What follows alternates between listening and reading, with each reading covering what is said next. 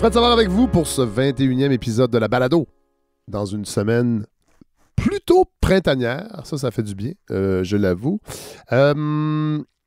Épisode que j'ai très hâte de vous présenter. On retrouve Hélène Faradji après une petite escapade en France où elle est allée voir sa famille. Elle va nous expliquer d'ailleurs l'ambiance qu'il y a là-bas, à Strasbourg, entre autres. Ambiance plutôt lourde, on doit se dire. Elle va nous offrir sa réflexion sur le boycott des artistes russes. On l'a vu entre autres avec l'OSM et ce jeune pianiste prodige dont le nom échappe. Mais bon, il y a eu tout un raffut dans les journaux, entre autres par rapport à ça. Il y a d'autres artistes russes qui ont été boycottés un peu partout d'ailleurs en Occident. Et Hélène va nous offrir une réflexion sur peut-être, on pourrait dire, l'inutilité de ces boycotts, entre autres en ce qui a trait aux cinéastes russes. Vous allez voir, c'est vraiment, comme d'habitude, toujours une réflexion vraiment nourrissante pour le cerveau. Notre invité cette semaine, ça j'ai hâte de vous présenter ça aussi, Guillaume Lavallée. J'ai fait l'entrevue la semaine dernière parce qu'il était de passage à Montréal. Il habite à Jérusalem. Il est journaliste à l'AFP. Il couvre le Moyen-Orient. Et il vient nous parler d'un essai, vraiment étonnant que je n'aurais pas lu, je pense, nécessairement. Ça m'a été suggéré par Mémoire d'Encrier, qui est l'éditeur. Et c'est ce qui est cool avec la balado en saison 4, c'est que là, je reçois...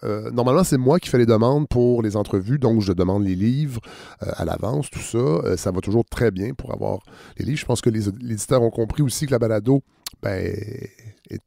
étant dédiée aux essais, sont toujours intéressés que je parle de leurs livres. Mais là, cette saison... C'est la 4e saison. La balado se fait de plus en plus un nom. Et là, je reçois des suggestions d'invités. Puis ça, je trouve ça vraiment, vraiment très intéressant parce que des fois, c'est des invités qui passent sous mon radar. Et ce cas-ci, Guillaume Lavallée, avec son livre Voyage en Afghanie, c'est un livre que je pense serait passé sous mon radar.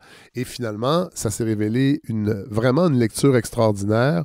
Guillaume Lavallée qui s'intéresse à Jemal Eddin al-Afghani, qui est un des penseurs les plus importants et influent du monde arabo-musulman du 19e siècle. Et lui a dédié un essai sur cet auteur-là, ce philosophe, on peut dire ça comme ça, qui a laissé peu d'écrits, mais qui a influencé énormément de gens, qui est très connu dans le monde musulman, évidemment, beaucoup moins dans le monde, je dirais, chrétien, bien que je n'ai pas toujours l'impression de vivre dans un monde chrétien. Et donc, Guillaume Lavallée nous offre donc une plongée dans cette époque-là, une époque vraiment fascinante de la fin du 19e siècle. Napoléon a fait sa campagne en Égypte, l'Empire ottoman est en train de se disloquer. Et vraiment, c'est écrit comme un polar, c'est super bien écrit. Et vous allez voir, Guillaume Lavallée a l'art de la parole également. Donc, voilà, c'est ce que je vous propose comme épisode. En début de semaine, j'avais prévu de faire une introduction sur l'actualité, mais j'avoue que cette semaine, le printemps qui se pointait le bout du nez, je me suis senti un peu plus léger, puis je trouvais que l'actualité est lourde. Mais vous le savez, là, avec la guerre, évidemment, c'est important de rester informé, mais en même temps, là, moi, je sens une espèce d'accumulation d'informations qui nuit en fait à ma façon de voir tout ce qui se passe, parce que je trouve qu'il y a beaucoup de parasitage avec des histoires humaines. On est beaucoup dans l'émotion, dans les médias, par rapport à ce qui se passe en Ukraine. C'est normal, mais je trouve que ça finit par parasiter un peu notre compréhension des enjeux géopolitiques en s'attardant évidemment à des destins. C'est important de le faire, mais je trouve qu'on est beaucoup dans l'émotion souvent, puis je suis pas sûr que ça, collectivement, en tout cas dans notre réflexion sur certains enjeux, ça nous aide. J'aurais pu vous parler aussi de François Legault, qui encore cette semaine a été franchement vulgaire, je pense que c'est le bon mot, en traitant une députée de Québec solidaire de Mère Teresa parce qu'elle s'inquiétait des places en garderie qui sont inexistantes pour les jeunes mères de famille qui souvent doivent rester à la maison. Je trouve ça... Je comprends pas qu'en 2022, des politiciens... là, on est en campagne électorale en plus. oui, pour la partielle, mais pour la vraie campagne aussi, disons-le, qu'on tombe dans cette vulgarité-là d'attaque personnelle et de manque de sensibilité également. C'est vrai que j'aurais pu aussi revenir sur la loi qui met fin à l'état d'urgence, puis finalement qui ne met pas vraiment fin à l'état d'urgence. Encore une fois, quand on parle là, de comment je pourrais dire, d'obligation morale que le ministre Dubé nous offre en disant, inquiétez-vous pas, là, moralement, on n'ira pas là. On s'entend-tu que c'est de la boîte? C'est pas ça qu'on veut, là, des assurances morales, surtout après 2 ans de pandémie, la façon que la pandémie a été gérée. S'il y a une affaire qui manquait, c'est bien un peu de morale, justement. Alors, quand on nous dit qu'on aura des garanties morales, qu'on va pas exagérer avec ce projet de loi, qui, dans le fond, aurait pu se régler en arrêtant de multiplier les décrets. On fait ça le gouvernement fait ça depuis 2 ans. Puis là, on y va d'une nouvelle loi qui, dans le fond, maintient des pouvoirs extraordinaires. On le sait que ce gouvernement-là n'est pas très, très enclin au processus démocratique. Fait que, bon, j'avoue qu'au début de la semaine, mon idée était de décortiquer tout ça. Puis j'étais un peu écœuré, je dois l'avouer. Cette semaine, je suis tanné. Je suis tanné du Québec. Je ne vais pas déménager, là, mais je suis tanné de notre vie démocratique au Québec. Puis ce gouvernement-là ne la nourrit pas, cette vie démocratique. Certains partis d'opposition non plus. Ils ne sont pas seuls, la CAQ là-dedans, mais je suis vraiment un petit peu épuisé de ça. Alors voilà. Donc je ne vais pas m'y attarder. De toute façon, les autres médias l'ont fait, là. Il aurait fallu que j'essaie, parce que c'est un peu ça, toujours ma crainte et mon désir, en fait, c'est d'offrir quelque chose d'autre qu'on ne trouve pas ailleurs. Alors pour l'instant, en tout cas, dans cet épisode-ci, d'avoir une longue réflexion d'Hélène, c'est déjà quelque chose de précieux, puis d'avoir cette longue entrevue avec l'essayiste Guillaume Lavallée. Pour cette semaine, je pense que la balado remplit son rôle également.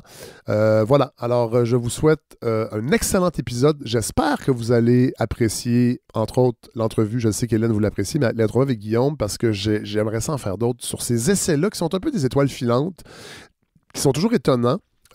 Et qui nous amènent vraiment ailleurs. Puis ces temps-ci, je trouve que ça fait du bien, justement, d'aller ailleurs. Et Guillaume Lavallée le fait très bien. Alors voilà, bon épisode. On se retrouve à la toute fin pour un petit mot. Puis j'ai une petite surprise.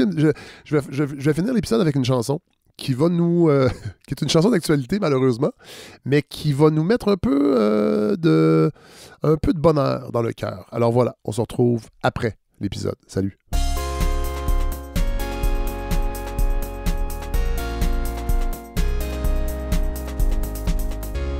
Je retrouve avec un grand plaisir Hélène Faradji. Allô Fred. On s'est pas parlé depuis votre retour Mais non, ça fait longtemps. Des Europes. Ça fait très longtemps. Vous êtes allé en France. Je suis allée à Strasbourg. Oui. Effectivement. Comment est l'ambiance là-bas? Ouh, c'était tendu, Fred. Rappelons, Strasbourg, Kiev. 4h30 à peu près en avion. Voilà. On est juste à côté. Ouais. Quand il y a un réacteur nucléaire qui implose. Oui, alors il faut se rappeler que les gens sont stressés à l'époque, quand Tchernobyl a explosé, les autorités françaises avaient dit aux gens de Strasbourg, ne vous inquiétez pas, le nuage s'est arrêté à la frontière. Il n'avait pas son passeport. C'est comme la COVID. Voilà, donc tout allait bien. Mais non, c'était très tendu. Ah ouais, c'était, quand je suis arrivée, mon Dieu, il y a eu quasiment tout de suite une allocution télévisée d'Emmanuel Macron à 8h le soir.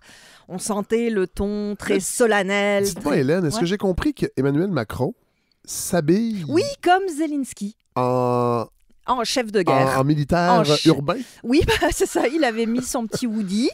Pas pour l'allocution télévisée, il était très chic, mais depuis, il a fait publier des photos en jeans, en hoodie, parasé, pour bien montrer que lui aussi était dans le feu de l'action. Et là, je pense que le conflit le sert dans les sondages. Hein? En tout cas, il est dans une position... Il se consolide un petit peu de ce que j'ai compris, de ce que j'ai vu. Il est largement en tête, mais c'est sûr que les votants se disent on ne va pas changer de politique en plein milieu d'une crise mondiale, d'une guerre qui peut affecter ou qui va affecter la France et l'Europe. Oui.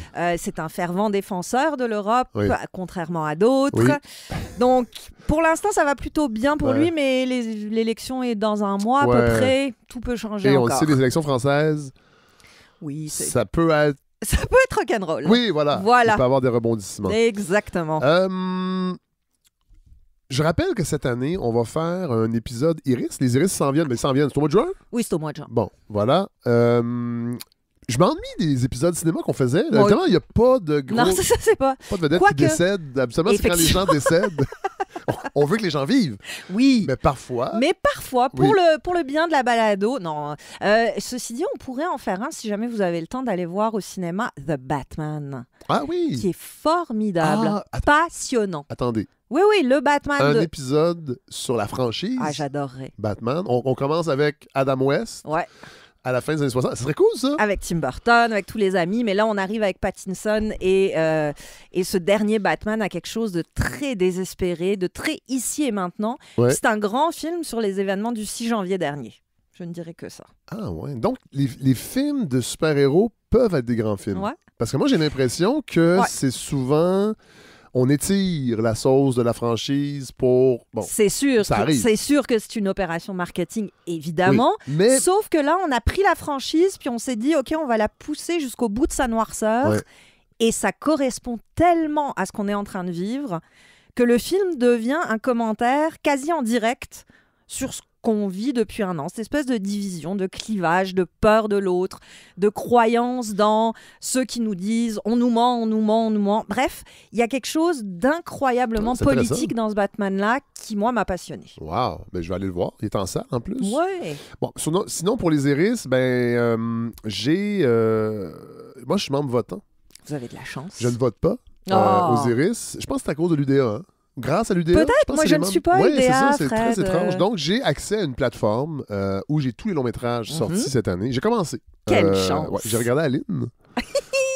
Il là là! Je m'attendais à un mauvais film qui devient... tu sais, un plaisir coupable qui devient Ouais. intéressant. Pas du tout. Non, mais il y a de la tendresse. Il y a, Oui. il y a une sincérité, il y a une tendresse, mais après ça, oui, elle fait rire avec le Québec. Oui. Ben, c'est ça. Mais son public n'était pas québécois. Son public Non, c'est ça. était destiné à être français Mais c'était d'abord. moins pire que je pensais, le côté regardez ces ploucs du Québec. C'était moins pire quand même. Effectivement. Mais c'est surtout que c'est un film assez plate.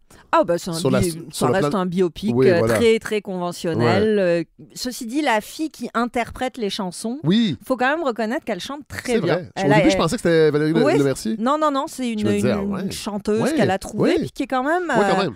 Ouais, parce que je chantais du Céline. C'est pas Joël Legendre, cela Non, dit. Là. c'est ça. Ni Véronique Laveau. J'ai regardé Au revoir le bonheur. Ah oui. Ouais, Ah ouais. ouais. Celui-là, on va se le garder pour notre épisode Oui, c'est ça. spécial. Je veux juste dire que je suis en train de faire mes devoirs. Là. Mhm. Qu'est-ce que j'ai regardé aussi? Parce que j'ai la liste devant moi. On en a regardé un autre qui était... Ah, Maria. Oui, le film avec Le film de Mariana Mazza. Ouais. Ouais. Je suis pas sûr que je vais pouvoir tous les regarder.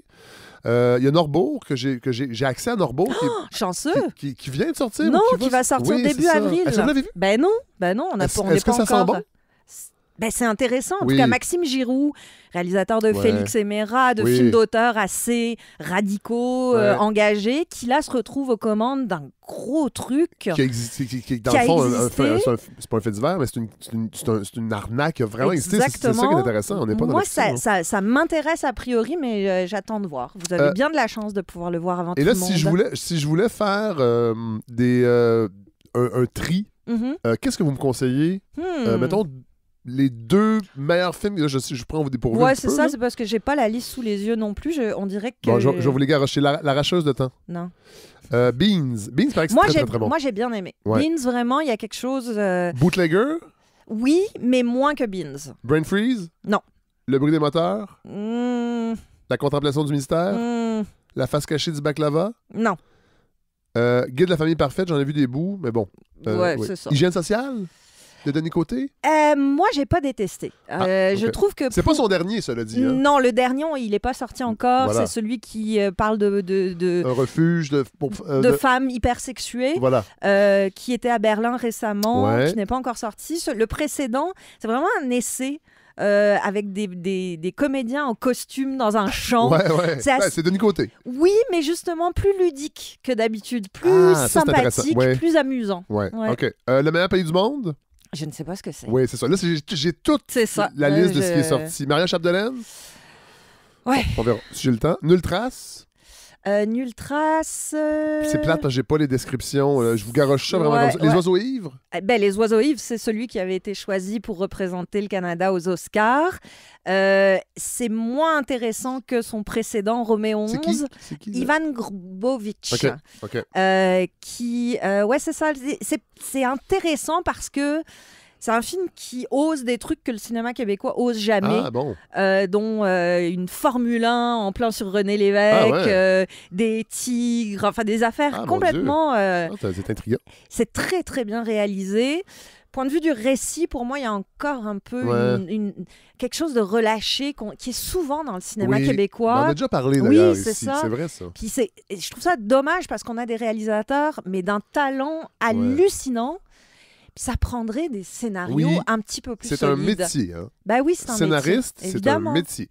Et il y a des gens qui ne font que ça. Oui. Et qui sont bons là-dedans. Et qui sont bons, puis souvent, on a la maladie de l'auteur-réalisateur. Ou on les appelle en dernière instance parce que... Pour réparer un truc. C'est ça, mais trop tard. C'est ça, il y aurait moyen de dramatiser un petit peu plus notre cinéma et il y gagnerait. Saint-Narcisse? Saint-Narcisse, c'est... je suis content de faire ça. J'espère que les gens à la maison, vous n'avez pas décroché. Non, c'est ça. Mais non, mais c'est parce que... Saint-Narcisse, c'est Bruce Labrousse qui fait du cinéma... gay, assez sexué. Celui-là est pas son meilleur, mais Mais c'est intéressant. Oui, voilà. Sam, je ne l'ai pas vu. C'est une de Yann Englund. Je l'ai pas vu. Soumission, je me souviens pas. C'est pas Welbeck. Une révision. Lui, je l'ai vu. Une révision de Catherine Terrien. C'est ça, on en reparlera. Oui, on en parlera. Les vieux chums? Non, ça a l'air d'une comédie d'après-midi au cinéma Beaubien. Exactement. Voilà, vous avez... Comédie pour retraités. Comédie pour retraités, exactement. On salue les retraités qui nous écoutent, on les adore.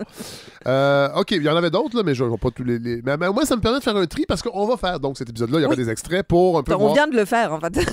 On va le refaire pour ça voir marche. un peu comment ça va se profiler pour ce gars-là des Iris. Bon, là, vous nous avez préparé, évidemment, une chronique. Évidemment. J'en sais peu de choses. Évidemment, je suis très, très contente, en fait, de la faire parce que ça commence à faire un bout que je la porte, cette chronique, et j'ai hâte de plus avoir à y penser parce qu'on va faire connaissance ensemble d'un affreux Jojo que j'ai vite hâte de pouvoir oublier. Mais je vais commencer au début avant d'arriver à ce bonhomme-là. Bon, cette chronique, elle est née, Fred, le 25 février dernier. C'était le lendemain de la déclaration de guerre en Ukraine et c'était le jour où j'arrivais à Strasbourg, donc en France. Puis à côté de chez mes parents, il y a un arrêt de tram. Puis comme dans tous les arrêts de tram, il y a des grandes publicités sous vitre qu'on voit orner nos paysages urbains. Le 25 février, donc, il y avait une pub qui était là et qui restait jusqu'à la fin de mon voyage le 6 mars. Et cette pub, c'était pour la venue au Zénith de Strasbourg de l'Opéra national de Russie pour y danser le Lac des Cygnes de Tchaïkovski le 22 mai. On écoute un petit extrait pour l'ambiance.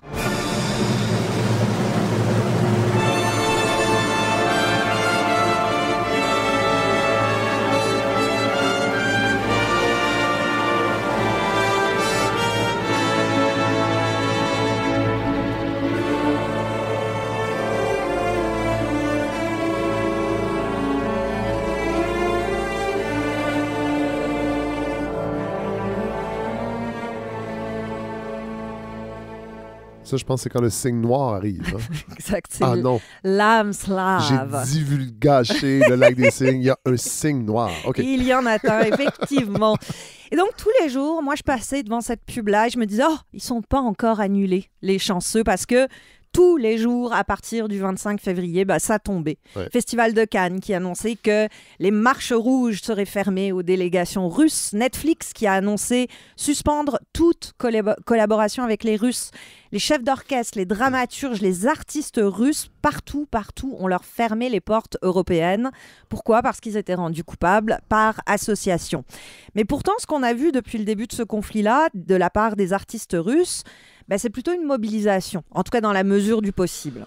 Notamment, évidemment, des cinéastes.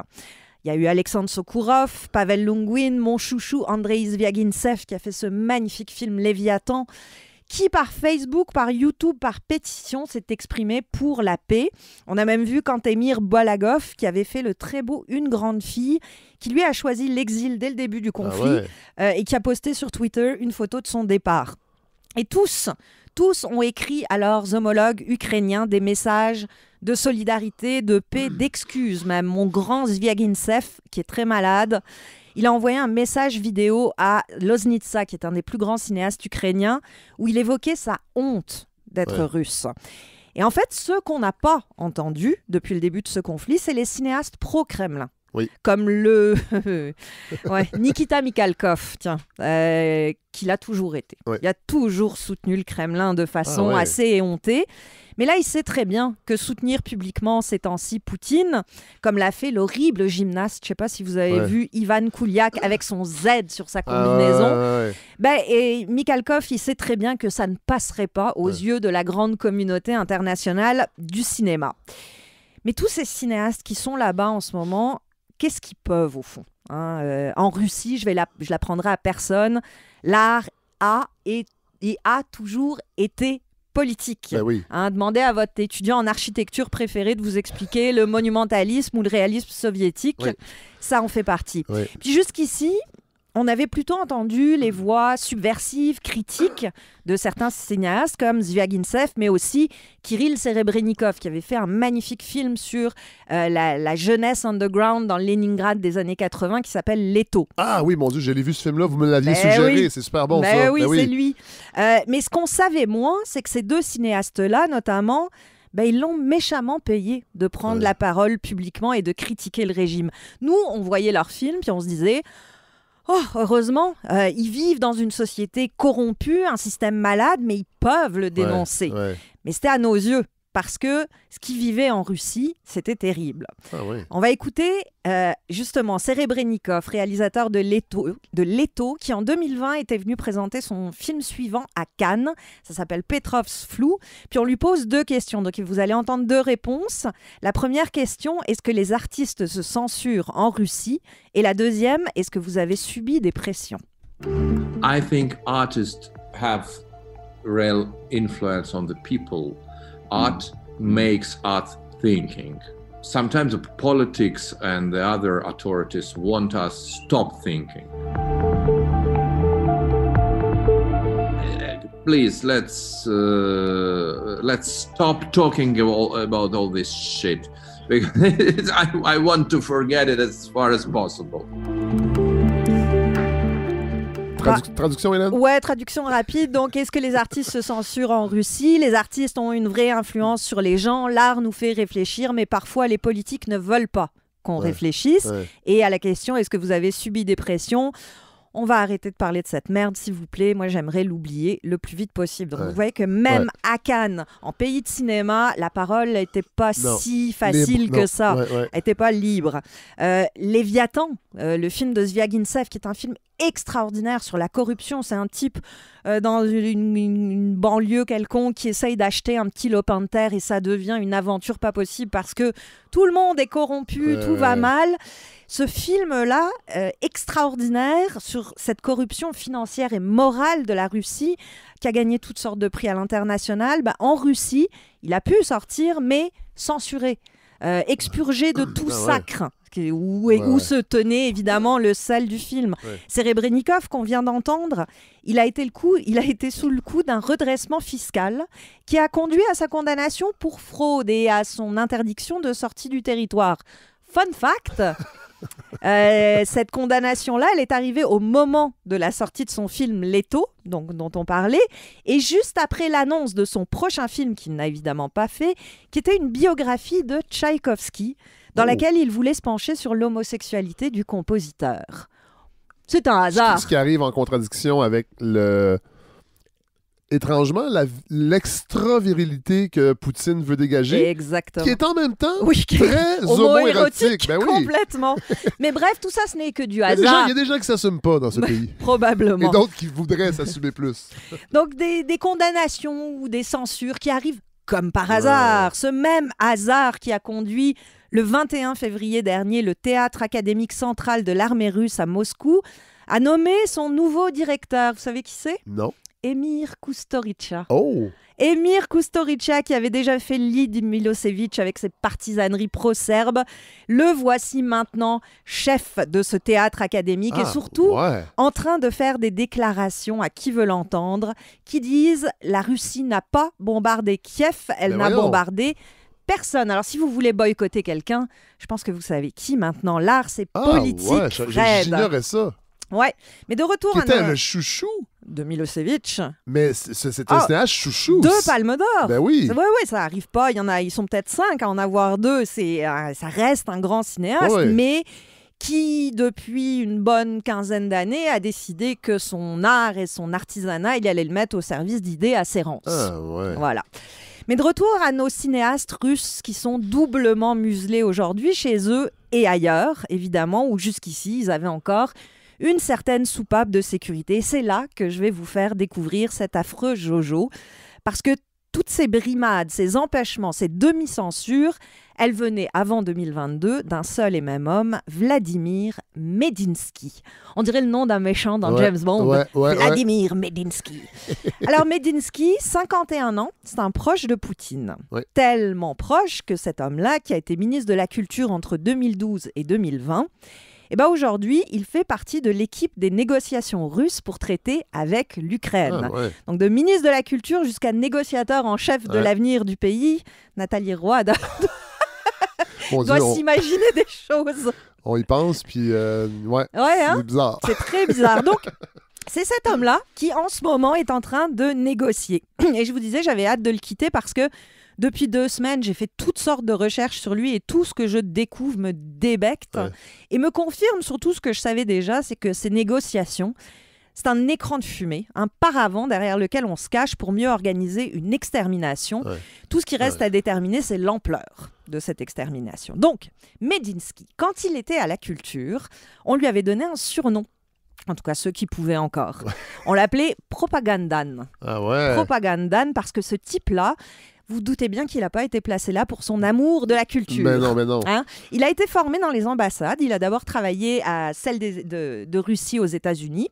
Puis il est revenu dans la Sainte Patrie pour se spécialiser en relations publiques et communication. Mais son lien avec la culture, il y en a un. C'est un passionné d'histoire. Au point qu'il a publié une série de livres qui s'appelle Les mythes de la Russie, qu'il a été nommé président de la Société russe militaire et il a présenté une thèse en 2011, juste ça, qui est intitulée « Défaut d'objectivité des savants étrangers dans l'étude de l'histoire russe des 15e au 17e siècle ». Défaut d'objectivité. Bon, en 2016, il y a des historiens et des professeurs qui ont demandé le retrait de son titre de docteur à cause des erreurs, des inexactitudes dans cette thèse-là, mais comme dirait Jean-Marie Le Pen, ce n'est qu'un détail de l'histoire. Mais c'est comme ministre qu'il a brillé, ce brave homme. Ministre de la Culture, en principe, bon, ça défend, ça honore, ça soutient. Mais Medinsky, lui, il a décidé de le faire en redéfinissant les choses. Alors, par exemple, il a redéfini l'art contemporain. Dans une entrevue qu'il donnait aux journaux russes, quand ils existaient encore, les pauvres, il donnait sa redéfinition de l'art contemporain, j'ouvre les guillemets. Elle tient en 3 mots, le barbouillé, le froissé et l'incompréhensible. Ça, c'est votre ministre de la Culture. Hein. J'avoue que des fois, quand je vais au musée d'art contemporain... Et du même geste, il a fait installer partout dans les grandes villes de Russie des bustes de Staline, dont celui... parce que selon lui, l'histoire stalinienne doit être réécrite de façon positive. Alors, tous ceux qui s'énervent avec les woke en ce moment, hein, vous voyez que c'est pas si terrible. Non. Hein, on a de la marge encore. Ils sont pas toujours à gauche, les woke. Non. Mais surtout, ce qui est importé pour ce brave Medinsky, c'est que l'art russe soutienne l'héroïsme du peuple russe et qu'il s'oppose au déclin moral européen qu'il diagnostiquait en 2014. On rappelle que le déclin moral, là, c'est une thématique qui revient beaucoup chez nos chroniqueurs de la droite conservatrice. Et ça vient pas de nulle part, hein? C'est fou, ça. Déclin moral de la culture européenne. Alors, il expliquait, donc, toujours dans les mêmes journaux, que l'art russe doit être le gardien de la culture européenne, des valeurs chrétiennes, et de la civilisation authentiquement européenne. Et alors là, c'est mon bout de préféré. Pour que soit préservé un Shakespeare sans pédophilie, et un petit prince sans plastique homosexuel. D'accord. Bon, ben, merci l'art russe, j'imagine.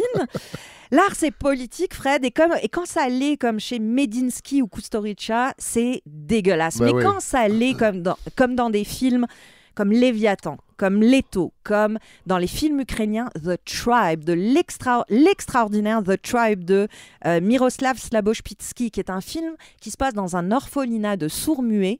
Le film est sans sous-titres, entièrement en langage des signes. Ah ouais. Et ça a la puissance d'un film de Scorsese. C'est extraordinaire. Essayez de voir ça. Ou je pense aussi évidemment au Maïden de Losnitsa, qui sont des films ukrainiens absolument formidables. Mais ces films-là, c'est là qu'est l'héroïsme. Je sais que la mode en ce moment, c'est de louer des Airbnb à Kiev. Ouais. On a vu tout le monde le faire.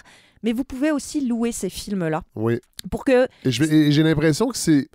Je comprends, là, les gens cherchent des solutions, mais on rappelle, Airbnb, là, c'est pas une entreprise... philanthropique, non. philanthropique. Clairement pas. Non, c'est ça. Puis vous savez même pas si les propriétaires sont ukrainiens parce que à Montréal, il y a beaucoup d'Airbnb, des unités de logement qui s'appartiennent à des compagnies étrangères. Je dis pas de pas le faire, mais je suis content qu'on offre d'autres choses. Il y a d'autres choses à faire. Oui, voilà. Évidemment, vous pouvez tout. Il y a la Croix-Rouge, il y a Oui, toutes sortes de solutions, mais ça peut en Non, mais être une. j'ai fait un plateau avec Nathalie Petrovski, plateau alimentaire, comme on le dit, et elle était dit la Croix-Rouge, c'est un peu flou, c'est loin. Je trouvais que Airbnb, oui, mais...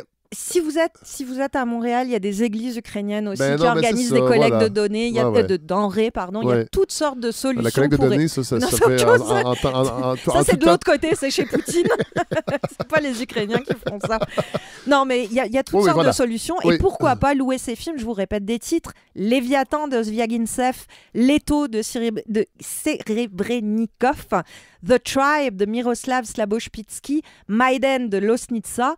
Parce que ces voix-là, elles ont besoin de continuer à être entendues parce que la résistance doit être soutenue aussi comme ça. Et surtout, il faut qu'on se souvienne ensemble, Fred, que ceux qui s'expriment par la bouche de leurs canons, qui sont tonitruants et lâches, ils n'auront jamais la pérennité et la grandeur de ceux qui, par un film, un livre, une musique, un poème, vont incarner pour toujours ce que c'est que la liberté. Ouais. Wow. Merci, Hélène. Belle réflexion. Évidemment, on va mettre... dans la mesure du possible, tous ces films, ne serait-ce que des parties de bande-annonce sur la page Facebook de la balado. Vous allez m'envoyer les liens, d'ailleurs. Promis. Puisque notre équipe de recherche n'a pas le temps ni les énergies pour le faire. Pas encore. Ben non, les pauvres petits. Cela dit, j'ouvre juste une petite réflexion parce que moi, ça m'a interpellé, évidemment, ce boycott des artistes russes. Évidemment, on est dans un conflit qui n'est pas inédit, mais qu'on ne pensait pas vivre à notre époque. Non. Puis j'ai lu une réflexion, je me demande si c'est pas dans le Devoir un lecteur ou en tout cas un interlocuteur qui avait envoyé une lettre, mais qui disait c'est vrai que de boycotter ou d'empêcher des artistes russes, on pense à ce jeune pianiste qui a été refusé à l'OSM de faire son concert. Puis il disait c'est vrai que ça peut paraître injuste, mais n'oublions pas que quand on laisse ces artistes-là s'exprimer, on ne pense pas aux artistes ukrainiens qui ne peuvent plus voyager parce qu'ils sont ils sont coincés, assiégés. évidemment. C'est peut-être juste une façon, peut-être mal assumée, en empêchant les artistes russes de maintenir un équilibre. Moi, c'est comme ça que je l'ai perçu. Sauf qu'on peut aussi imaginer que, si je pense à ces cinéastes russes qui ont toujours dénoncé la Russie de Poutine, on imagine bien que s'ils arrivent, par exemple, à Cannes avec un nouveau film, ils vont soutenir les cinéastes ukrainiens. Ça c'est vrai que, il va y avoir cette solidarité. Alors que des interprètes, là, il faudrait faire un questionnaire. Là, on rentre dans une logique aussi d'interviewer les gens. Est-ce que tu es pour Poutine? Non, c'est ça. OK, ouais. Mais bon, je sais que c'est pas une situation idéale, mais je pense que ça part aussi d'une indignation. Peut-être qu'elle est mal canalisée en interdisant tous ces artistes-là de... Mais ils sont coupables par association d'être russes, c'est sûr. Puis c'est toujours les civils qui payent, que ce soit en Ukraine ou en Russie. Ceux qui payent véritablement le prix de cette guerre en ce moment, c'est les citoyens, les citoyennes. Tout à fait. Et les Russes sont aussi... Ils ne sont pas aussi victimes parce qu'ils ne se font pas bombarder. Non, il y a d'autres... Mais ils sont victimes aussi. La plupart d'entre eux, en tout cas. Mais Hélène, toujours enrichissant de vous écouter, puis on se reparle très bientôt. Oui. Au revoir.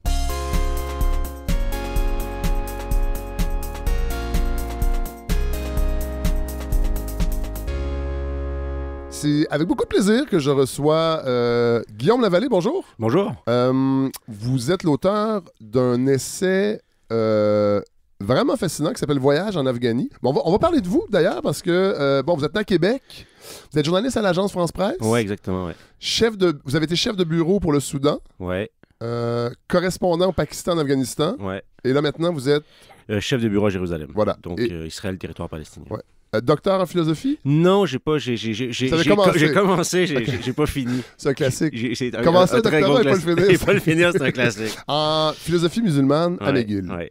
Et là, c'est votre deuxième livre? Troisième. Troisième. Bon. Parlez-nous de ce livre-là, Le déclic. En fait, c'est les attentats de Québec? Ouais, c'est que en 2017, je suis en train de terminer mon livre sur le Pakistan, oui. Qui s'appelait Drone de guerre, parce que j'avais passé des années au Pakistan. Il y a eu, j'enseignais à l'UQAM à ce moment-là. Ouais. Puis il y a eu les attentats de Québec. Et je me souviens d'être... Vous êtes de Québec? Je viens de Québec, je viens de Sainte-Foy. Ouais. Quand j'étais jeune, la mosquée de Québec, c'était une caisse populaire. Oui. Mon père avait refait... Mon père est architecte, avait refait les plans. Donc, je me souviens d'être allé jeune dans ce lieu-là avant que ce soit une mosquée ou un centre islamique. Ouais. Et puis, je me souviens d'être rentré en classe avec les étudiants le lendemain parce que je donnais un cours qui était le traitement journalistique de la diversité culturelle. Diversité entre guillemets. Et voir comment, en fait, tout le monde avait un peu couvert les attentats à Québec avec les étudiants. Et...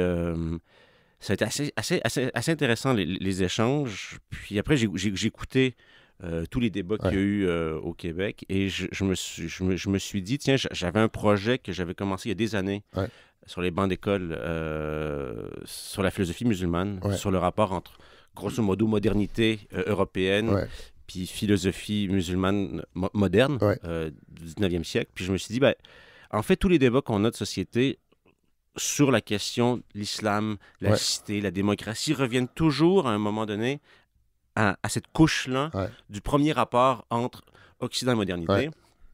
Puis je me suis dit, moi je lis des livres là-dessus. Il y a des livres d'experts en fait, sur cette question-là. Peut-être pas pour grand public nécessairement. Mais moi je lis ces livres-là, puis je me suis dit, il faudrait que je trouve une manière d'avoir un ouvrage qui puisse se lire sur la question. Donc, je suis retourné dans mes caisses de documents que j'avais du doctorat. Je suis retourné dans les archives à Paris parce qu'à ce moment-là, après, j'ai travaillé à Paris pour l'AFP. Et je suis allé dans les archives de la diplomatie française. Ça, on va en reparler tantôt parce que c'est assez fascinant. Donc, dans les archives, pour essayer de dire, on va prendre une personne, un philosophe central de cette période-là, puis on va essayer de marcher avec lui dans différents pays musulmans. Comment il a vu, il a vécu ce rapport-là à la modernité européenne, puis essayer de voir la complexité des choses, mais avec un récit. J'avais pas le goût d'avoir une thèse avec... je voulais vraiment avoir un récit où la personne qui connaît rien là-dedans... Ce qui est mon cas. Quand j'ai découvert ce livre-là, c'était ça. Là. Puis de se dire, si à la fin, la personne se rend compte qu'elle en connaît encore moins qu'elle pensait, c'est déjà quelque chose. Non, mais dans le sens que si on se rend compte c'est plus compliqué que je pensais, mais à la fois, j'ai été capable j'ai suivi ce voyage-là. Et cette personne-là. Tant mieux. C'est Jamal Ad-Din el-Afrani. Voilà. Et là, je me rends compte que c'est un personnage qui a laissé... En fait, il y a une grande influence intellectuelle, mais qui a laissé pas beaucoup d'écrits. Est-ce que c'est quelque chose de récurrent dans le monde islamique? Non, en fait, parce qu'il y a une transformation de la philosophie musulmane au 19e siècle. Je ne vais pas rentrer dans les détails trop techniques, mais il y a une transformation de la philosophie musulmane au 19e siècle. La transformation étant que pendant la période qu'on va dire classique, entre le 9e et le 14e siècle, c'était beaucoup des commentateurs d'Aristote et de Platon. En fait, parce que les textes grecs sont passés par le pourtour du Moyen-Orient et sont revenus en partie en Andalousie.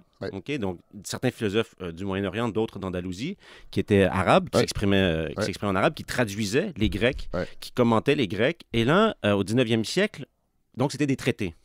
Classique. Au 19e siècle, on arrive avec une chose qui est nouvelle, la presse.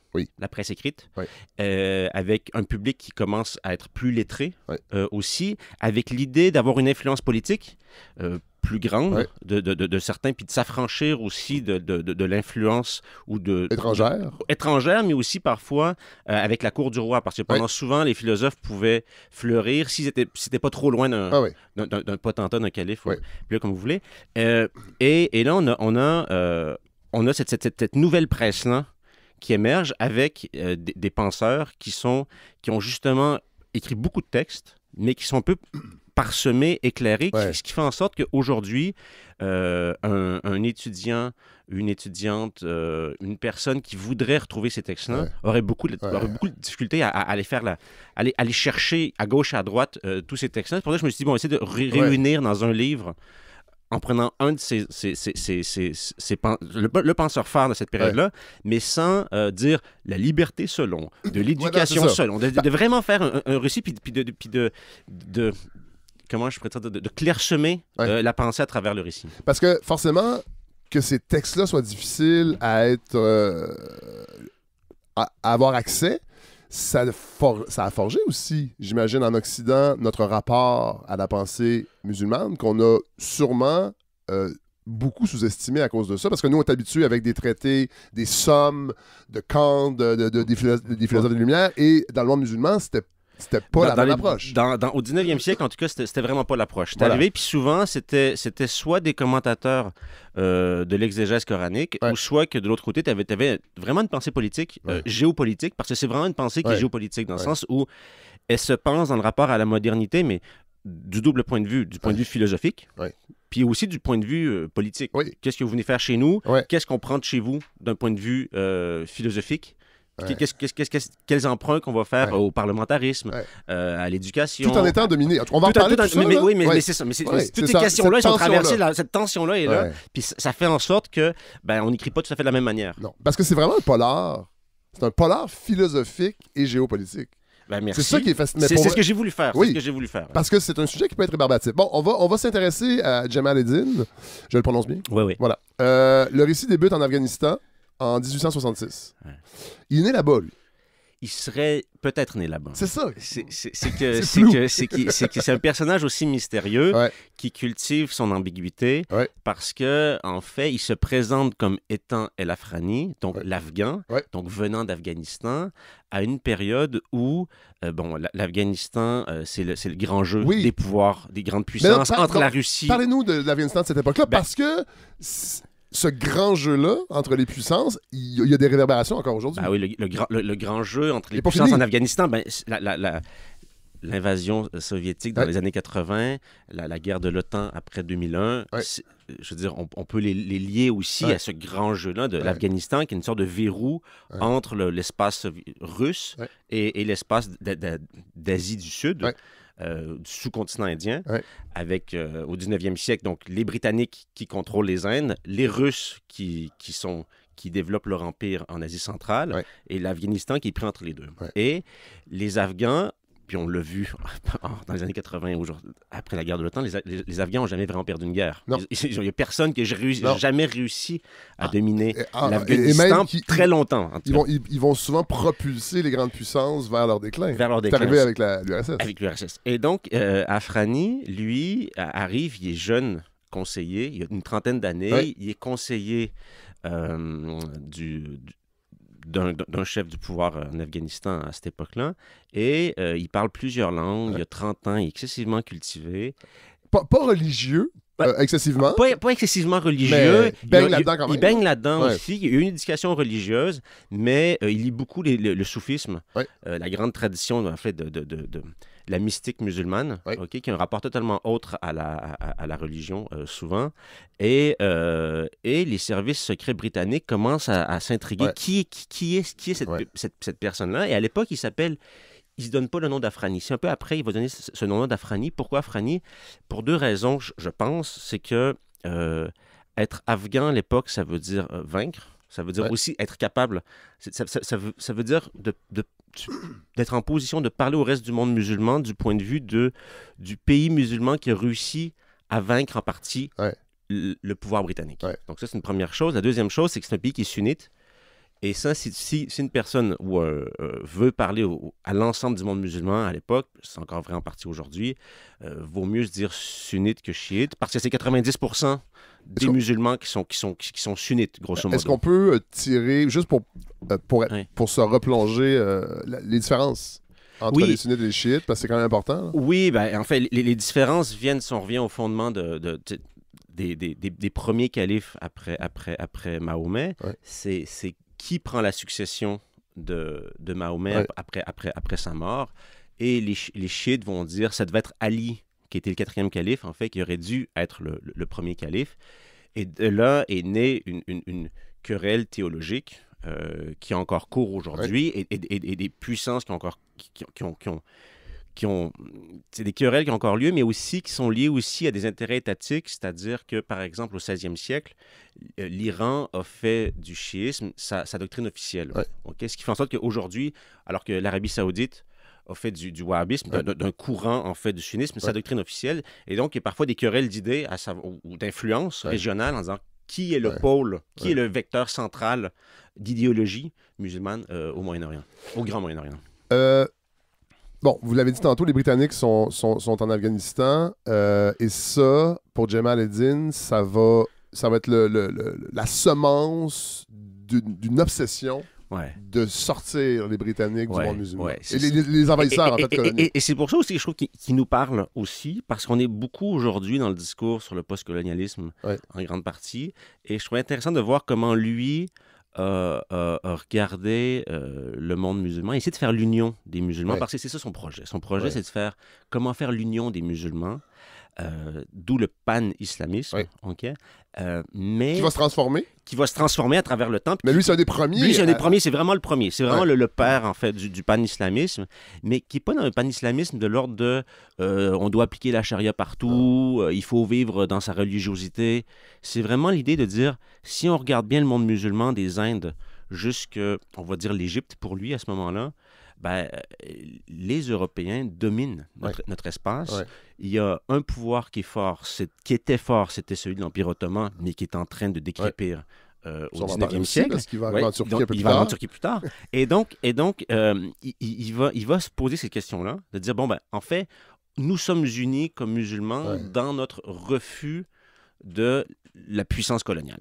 Et c'est ce qui va nous unir en premier, mais cela étant, on n'est pas nécessairement outrement religieux, nécessairement. En fait, et il faut regarder dans le pouvoir qu'est-ce qui fonctionne en Occident et pour ne pas rejeter l'Occident d'un bloc. Donc, de garder les aspects philosophiques ou politiques qu'on veut garder pour justement nourrir notre réforme. Parce que ce qu'on comprend bien en lisant votre livre, c'est que l'islam, avant d'être... Peut-être que je me trompe, là, mais moi, je l'ai lu comme ça. Avant d'être une religion, c'est une identité.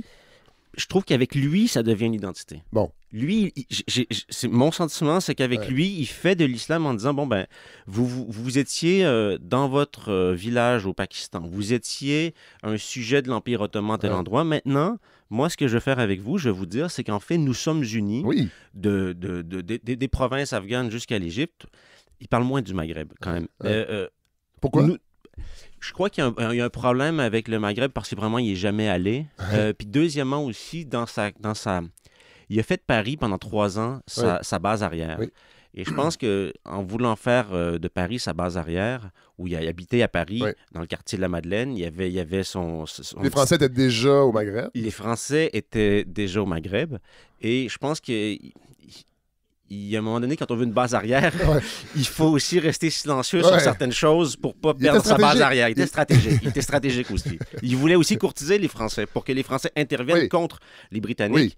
Et donc, il ne voulait pas non plus tenser trop les Français sur leur politique au Maghreb, je pense. Bon, là, on a parlé un peu de l'Empire ottoman. On y arrive parce que, va arriver une chose à Jamal ad-Din, c'est qu'il va être expulsé d'Afghanistan. Ça va arriver plusieurs fois par la suite. Parce qu'il dérange.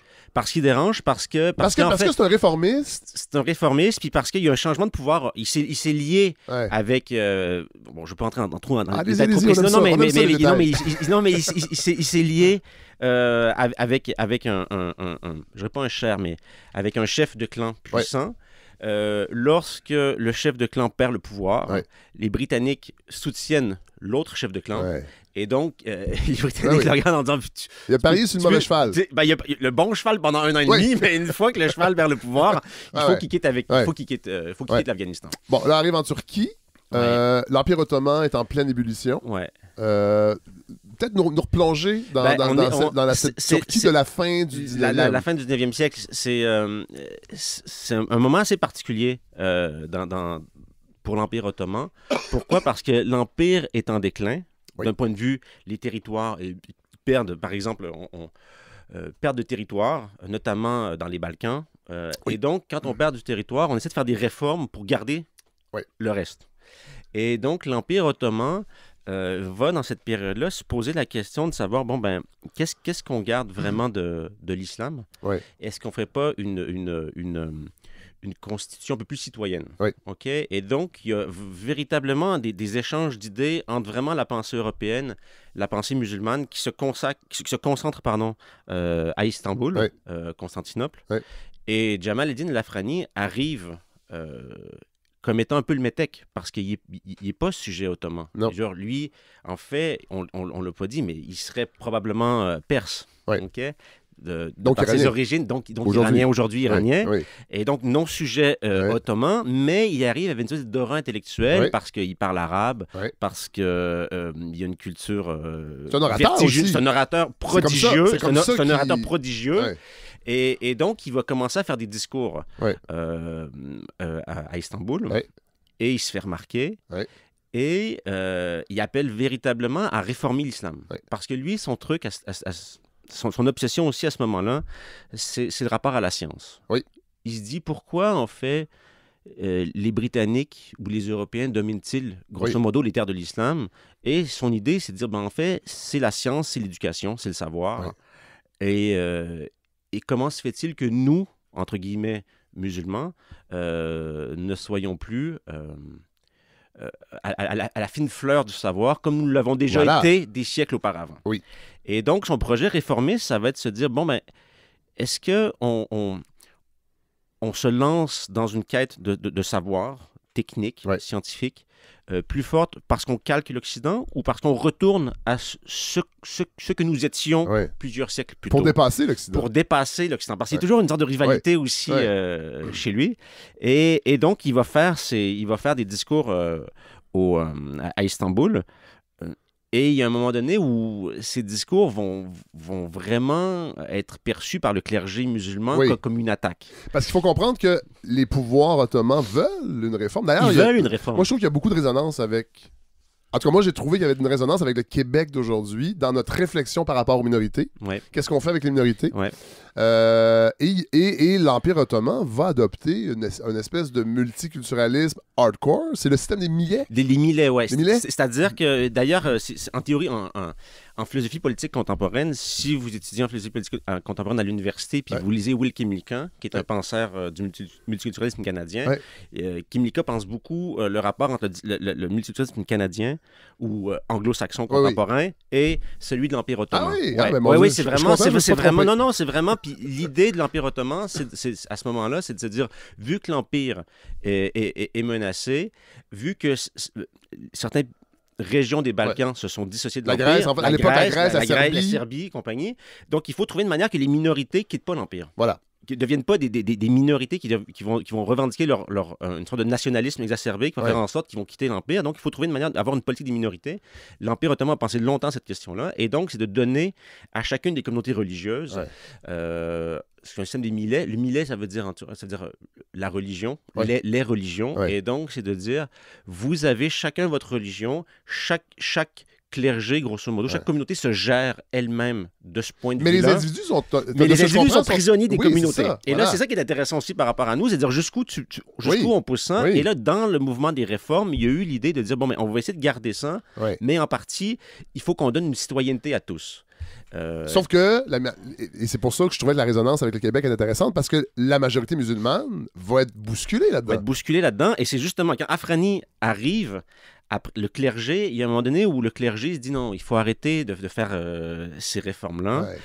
Afghani commence à à vouloir transformer le regard qu'on a nous-mêmes de l'islam. Ouais. Et il va y avoir toute l'idée d'un discours qui va être de revenir à une identité musulmane plus forte pour l'Empire ottoman après l'échec de certaines de ces réformes-là. Parce que la majorité aussi a peur de ne plus être au centre de sa propre histoire. Exactement. Et c'est ce qui se passe au Québec. Je vous laisse faire les oui, non, mais je vous laisse faire, mais non, on pourrait dire dans plusieurs pays. Oui, tout à fait. Il y a pas donc oui. Donc ces questions-là, ils sont là. Souvent, on a le sentiment que je disais à un essayeur qu'on a inventé l'eau chaude, c'est-à-dire qu'il y a des débats qui sont là, qui se transmuent, qui changent et tout, mais ce débat-là, il était clairement là à la fin du 19e siècle. On l'a dit avec Melika Abdelmoumen, qui est venue ici il y a quelques semaines, on a l'impression qu'on a inventé l'eau chaude avec nos problèmes actuels, puis quand on lit un peu, on se rend compte que ça traverse l'histoire. Je lisais justement Melika hier, quand je pensais à ça. Tout est dans tout. Bon, il va encore quitter... Est-ce qu'il est expulsé de Turquie? Oui, il est expulsé de Turquie. Et là, il s'en va en Égypte. Et là, l'Égypte, c'est vraiment... Ça, c'est vraiment intéressant dans votre livre, parce qu'avant son arrivée, vous nous expliquez l'état de l'Égypte, Bonaparte, la campagne de Bonaparte, qui est un pan de l'histoire que je connais pas bien. On en entend parler dans nos cours d'histoire au secondaire et au cégep, mais peut-être nous parler de... Parce que tantôt, vous avez parlé de la presse. Comment la presse est importante pour la pensée. C'est les Français qui l'amènent. Oui, c'est les Français. En Égypte, oui, c'est vrai. C'est un détour sur Napoléon parce que je trouvais ça important. Je trouvais qu'on... C'est le rapport premier aussi, parce qu'on connaît les croisades. Oui. Tu dis les croisades, les gens ont l'image, tu sais, qui n'est pas fausse, hein, de chevaliers qui arrivent à Jérusalem en pleine période médiévale pour reconquérir Jérusalem. Là, au début du 19e siècle, même fin 18e, on va dire début 19e pour trancher, il y a les Français qui arrivent en Égypte, Napoléon qui sort de sa campagne d'Italie, et il y a cette idée-là de dire, bon, ben maintenant, il faut aller à la conquête de l'Est. Oui. Et donc, les Français lancent, sous Napoléon, l'expédition d'Égypte. Oui. Ils vont prendre contrôle d'Alexandrie, ils vont descendre au Caire, et ils vont pousser après ça jusque dans ce qu'on appelait le Levant ou la Palestine, jusqu'aujourd'hui aux frontières, jusqu'au nord d'Israël aujourd'hui. Et c'était le premier rapport entre le monde... du Moyen-Orient, le monde musulman, et une Europe qui a changé sa définition d'elle-même. Oui. L'Europe ne se présente plus comme nous sommes les catholiques en quête de Jérusalem, mais nous sommes les modernes. Les Lumières. Les Lumières qui voulons, d'une certaine manière, vous évangéliser sur les Lumières. En fait, c'est comme un espèce... Moi, je l'ai perçu comme ça. C'est un espèce de colonialisme scientifique. Oui, exactement. Et d'ailleurs, vous le dites, pour Bonaparte, l'Égypte est une nostalgie, un espoir et un laboratoire. Oui, c'est un laboratoire aussi. Parce que c'est de voir, est-ce que les semences des Lumières, si on les fait planter sur les rives du Nil, ça va pousser comme ça poussera en Europe. Ouais. Et donc, ça pose beaucoup de questions, mais ça vient aussi avec une baïonnette. C'est-à-dire qu'on vous enfonce un peu. Malheureusement, il faut vous l'enfoncer. On vous enfonce un peu les Lumières. Ouais. Et c'est drôle parce que c'était le bicentenaire de Napoléon l'an dernier. Et dans mon travail, donc je vais souvent à Jérusalem, Ramallah, Gazan et quoi que ce soit. Ouais. Et en écrivant ce chapitre-là, et à Acre aussi, dans le nord d'Israël. Et j'étais à Gazan, puis encore, ça me fascinait parce qu'encore à Gaza aujourd'hui, Napoléon passait 3 jours à Gazan. Ouais. Et encore aujourd'hui, c'est enseigné dans les écoles. Wow. Puis si vous allez dans Gaza, c'est une situation totalement différente, mais dans le centre de Gaza, il reste encore le Qasr al-Basha, qui est un petit palais où Napoléon aurait dormi 3 nuits. Et c'est 3 nuits par semaine de Napoléon, je sais pas, mais bref, Napoléon aurait dormi. Pas une chanson d'Indochine, ça? Oui, c'est ça. Mais donc, Napoléon aurait dormi 3 nuits. Là-bas, et ça reste quelque chose qui est encore enseigné à l'école. Ouais. Et je parlais avec des professeurs d'histoire à Gaza pour ce chapitre-là qui me disaient, on a longtemps associé justement la campagne d'Égypte à une grande entreprise scientifique. Mais bon, il y a une part de colonialisme dans la chose. Et donc, je voulais montrer, avant d'arriver à Afrani qui arrive en Égypte, de montrer sur quelles épaules il marchait. Qu'est-ce qui est arrivé avant lui? Parce qu'après cette histoire-là, la campagne d'Égypte, les Égyptiens, après, ont lancé leur propre expédition scientifique en France. Je l'ignorais. Mais ça, c'est peu connu, en fait. Mais c'est pas une entreprise de colonisation. Autour de Rifa Tartawi. Tartawi, voilà. Ouais, et donc, qui est à la tête d'une délégation. Qui est à la tête de une quarantaine de savants égyptiens qui vont, autour de 1826, aller passer quelques années en France pour dire, justement, qu'est-ce qui fonctionne des Lumières et qu'est-ce qu'on peut ramener. Donc, c'est encore cette idée-là. C'est toujours cette idée-là. D'extraire ce qui est bon dans le rationalisme des Lumières, tout en respectant l'identité islamique ou égyptienne. Dans ce cas-là, c'est une sorte de nationalisme égyptien aussi qui était en jeu. Mais c'est ça. Mais ces débats-là, ils sont là.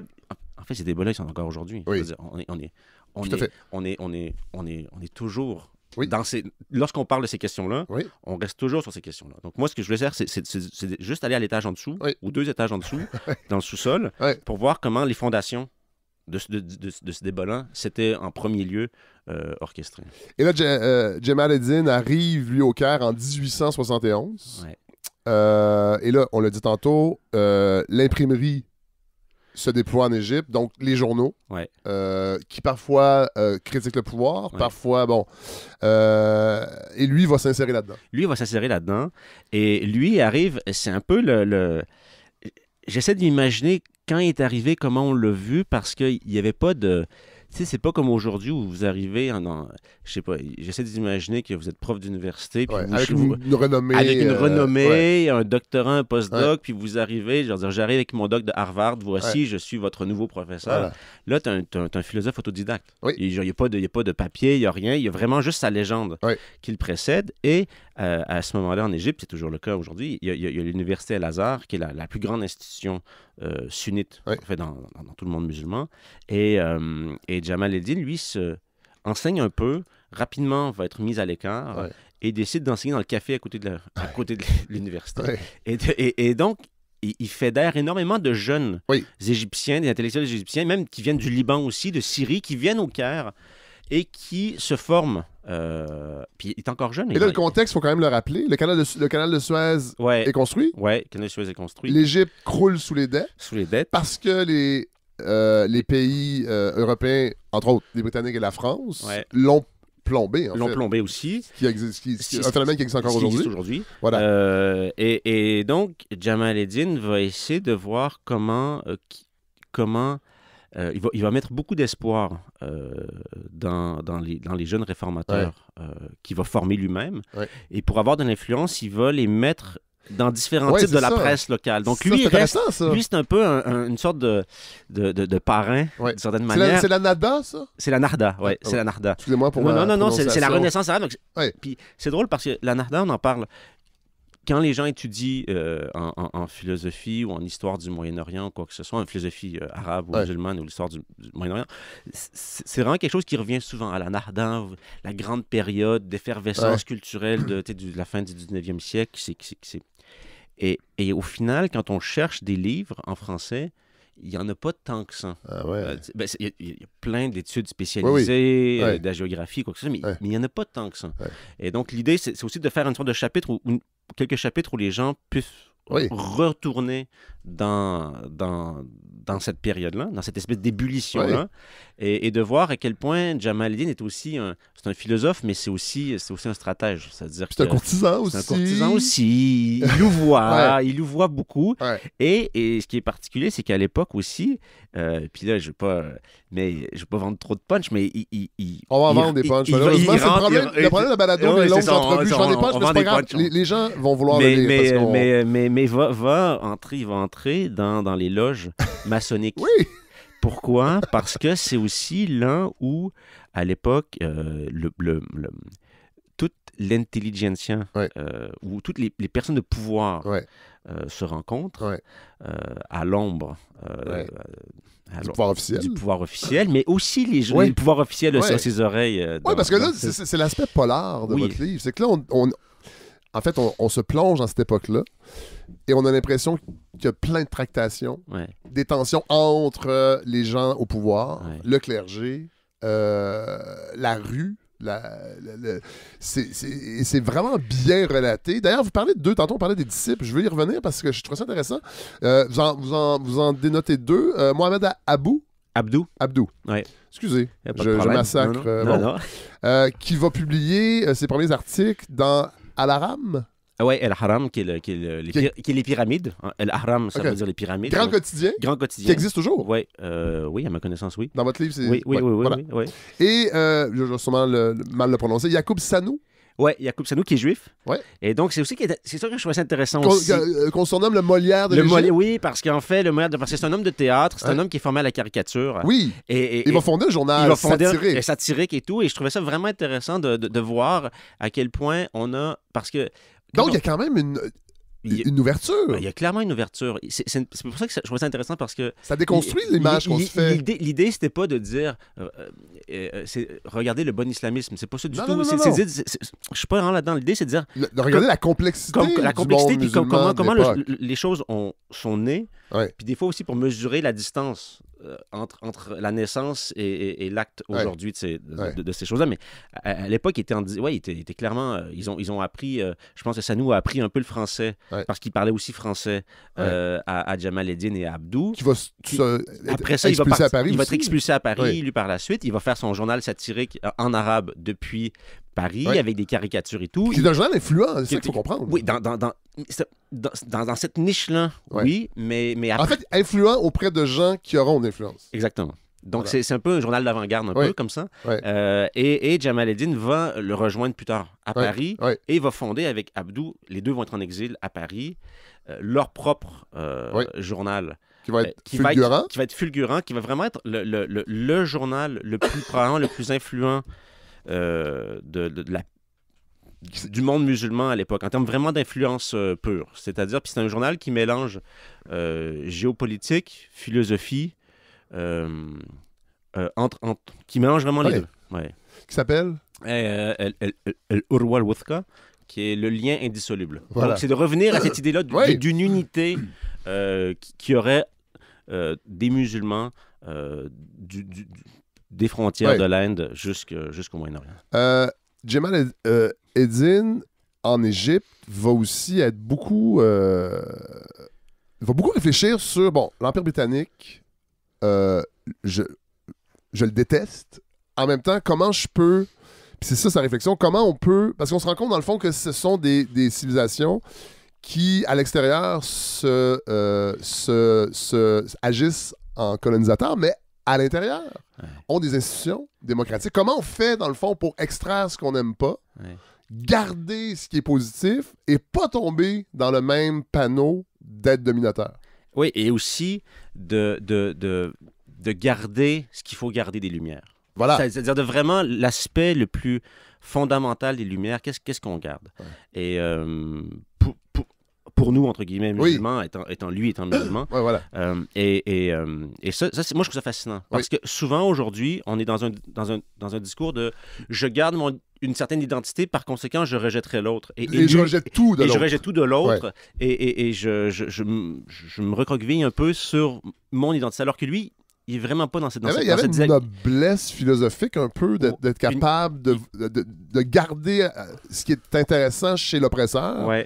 Et d'extraire ce qui est moins bon. Parce qu'il sait que si l'oppresseur est l'oppresseur, c'est parce qu'il fait quand même quelque chose de bien. Voilà. Il y a quelque chose, il y a une force. Et c'est quoi le secret de sa force? Et comment je peux me nourrir de cette force-là sans moi-même, sans me travestir? Voilà. Et ça, c'est la question fondamentale. Bon, 1879, il y a des tensions en Égypte. Il y a des rumeurs d'assassinat du pouvoir. Les services d'espionnage français et britanniques ont Jamal el-Din à l'œil.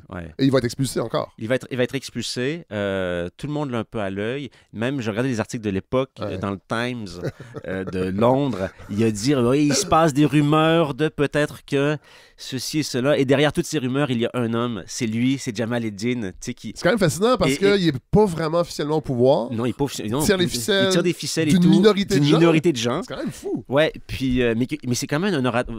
Tu l'as dit plus tôt, ça dérange si allez-y. Allez-y. Mais c'est vraiment un orateur. Ouais. C'est vraiment un orateur. Ouais. Ce qui complique aussi le travail d'enquête par la suite, c'est que... Est-ce que... j'ouvre une parenthèse. Ouais. Guillaume Lavallée, est-ce que c'est un orateur? Est-ce que dans l'islam, qui est dans le fond... Est-ce qu'on peut dire une religion de la révélation? Est-ce que la parole a un poids que l'écrit a moins?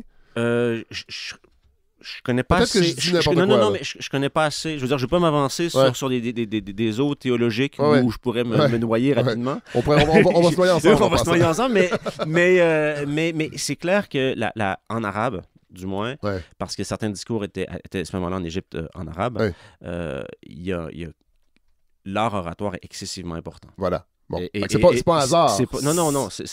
Puis que cet impact-là soit passé par l'arabe. Même quand on le lit, en fait, les transcriptions qu'on a à peu près, parce que c'est pas, je veux dire, il n'y avait pas un micro qui enregistrait. On en perd toujours un peu. Donc, il y avait quand même un sens. Puis quand on regarde les commentaires des gens qui ont assisté à certains de ces discours, il y avait quand même un magnétisme intellectuel, oratoire, en fait, assez puissant et qui fascine, parce qu'après, il va être expulsé d'Égypte. Encore une fois, c'est toujours la route, c'est toujours le cycle avec lui. C'est qu'il arrive à un endroit, on le reconnaît comme étant une personne d'une grande intelligence, d'une grande sagacité, et après... on va progressivement, on va se rendre compte qu'il appelle une réforme de l'islam qui nous dérange un peu, qui dérange les pouvoirs locaux, et on va le mettre, on va l'expulser.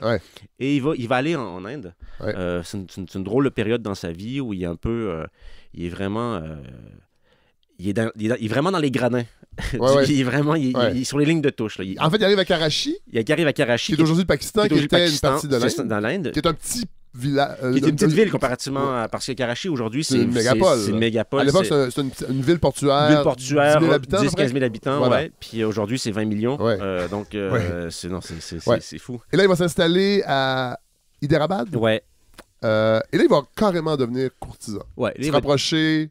Mais ça va être la même logique de se dire il faut que je trouve une personne, une sorte de faut que je me rapproche du pouvoir local pour survivre. Pour pouvoir aussi penser, publier, réfléchir. C'est vraiment la période où il va commencer à écrire. Là, c'est le seul livre qu'on a encore de lui, je dirais, il y en a un autre, mais vraiment, c'est celui qui reste. Qui expose sa pensée. Qui expose sa pensée, c'est à ce moment-là.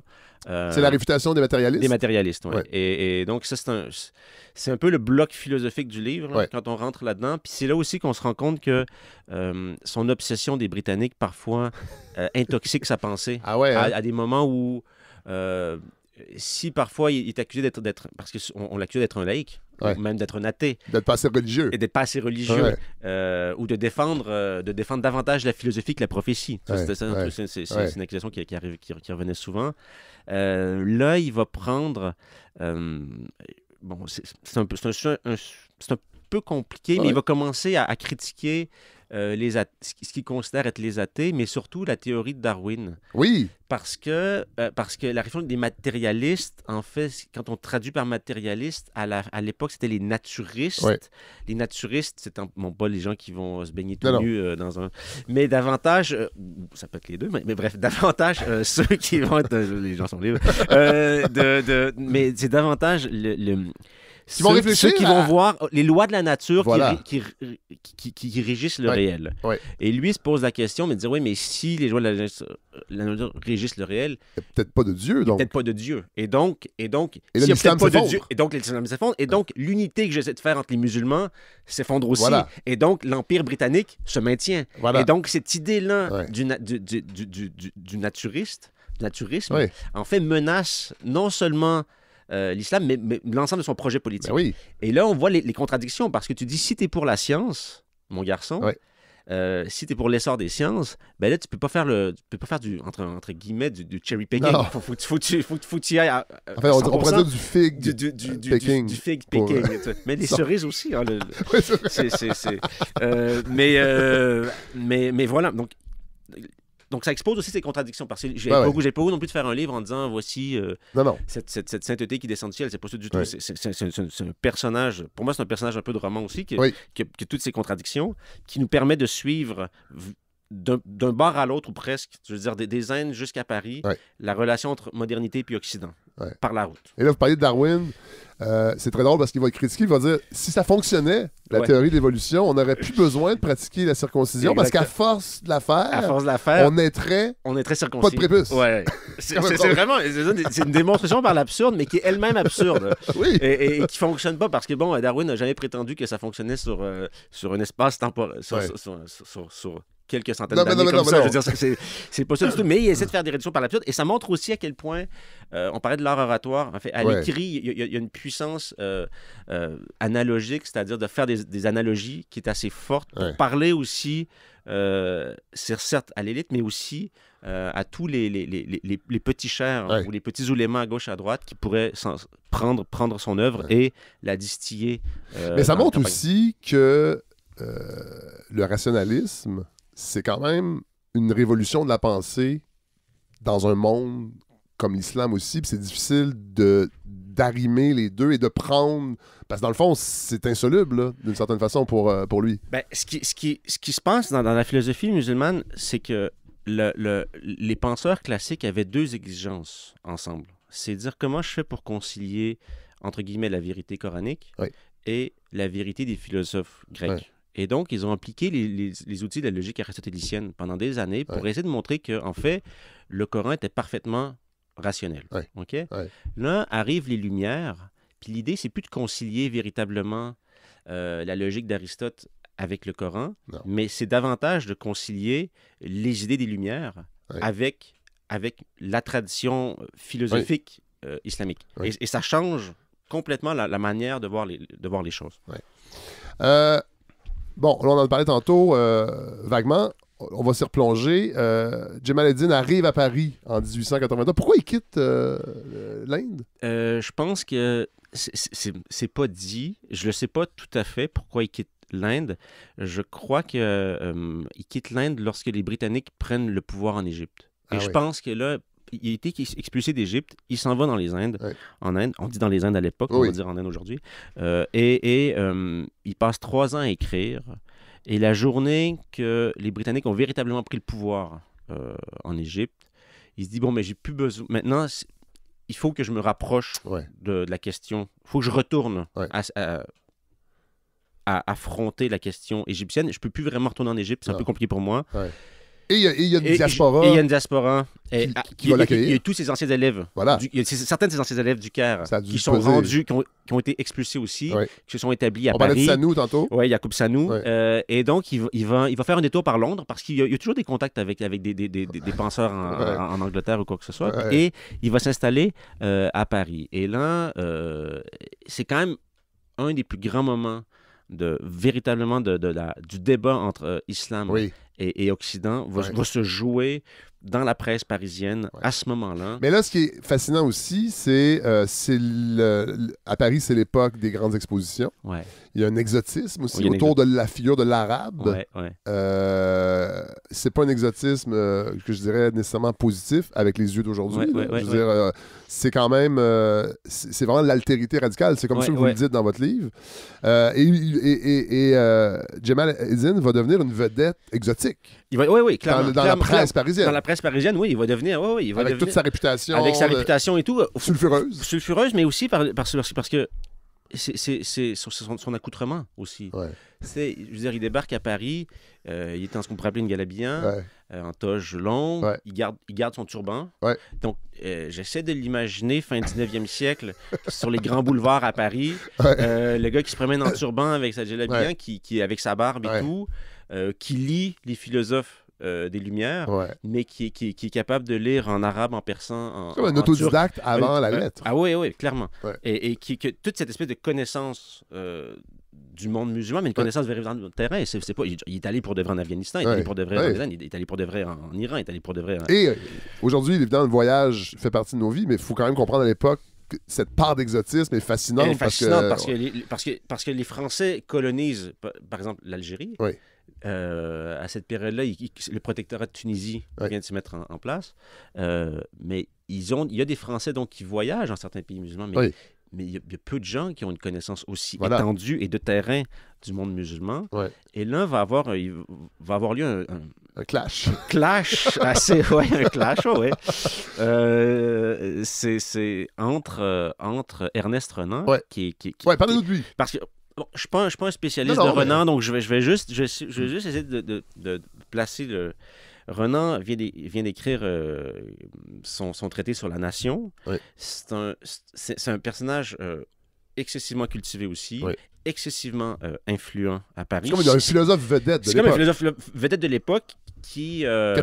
catholique, mais qui est très intéressé aussi par l'islam. Oui. Et qui a publié, c'est assez fascinant ces gens-là, parce qui a publié un traité sur Averroès, grand penseur musulman de la période médiévale, et sur son influence en Europe à la période médiévale.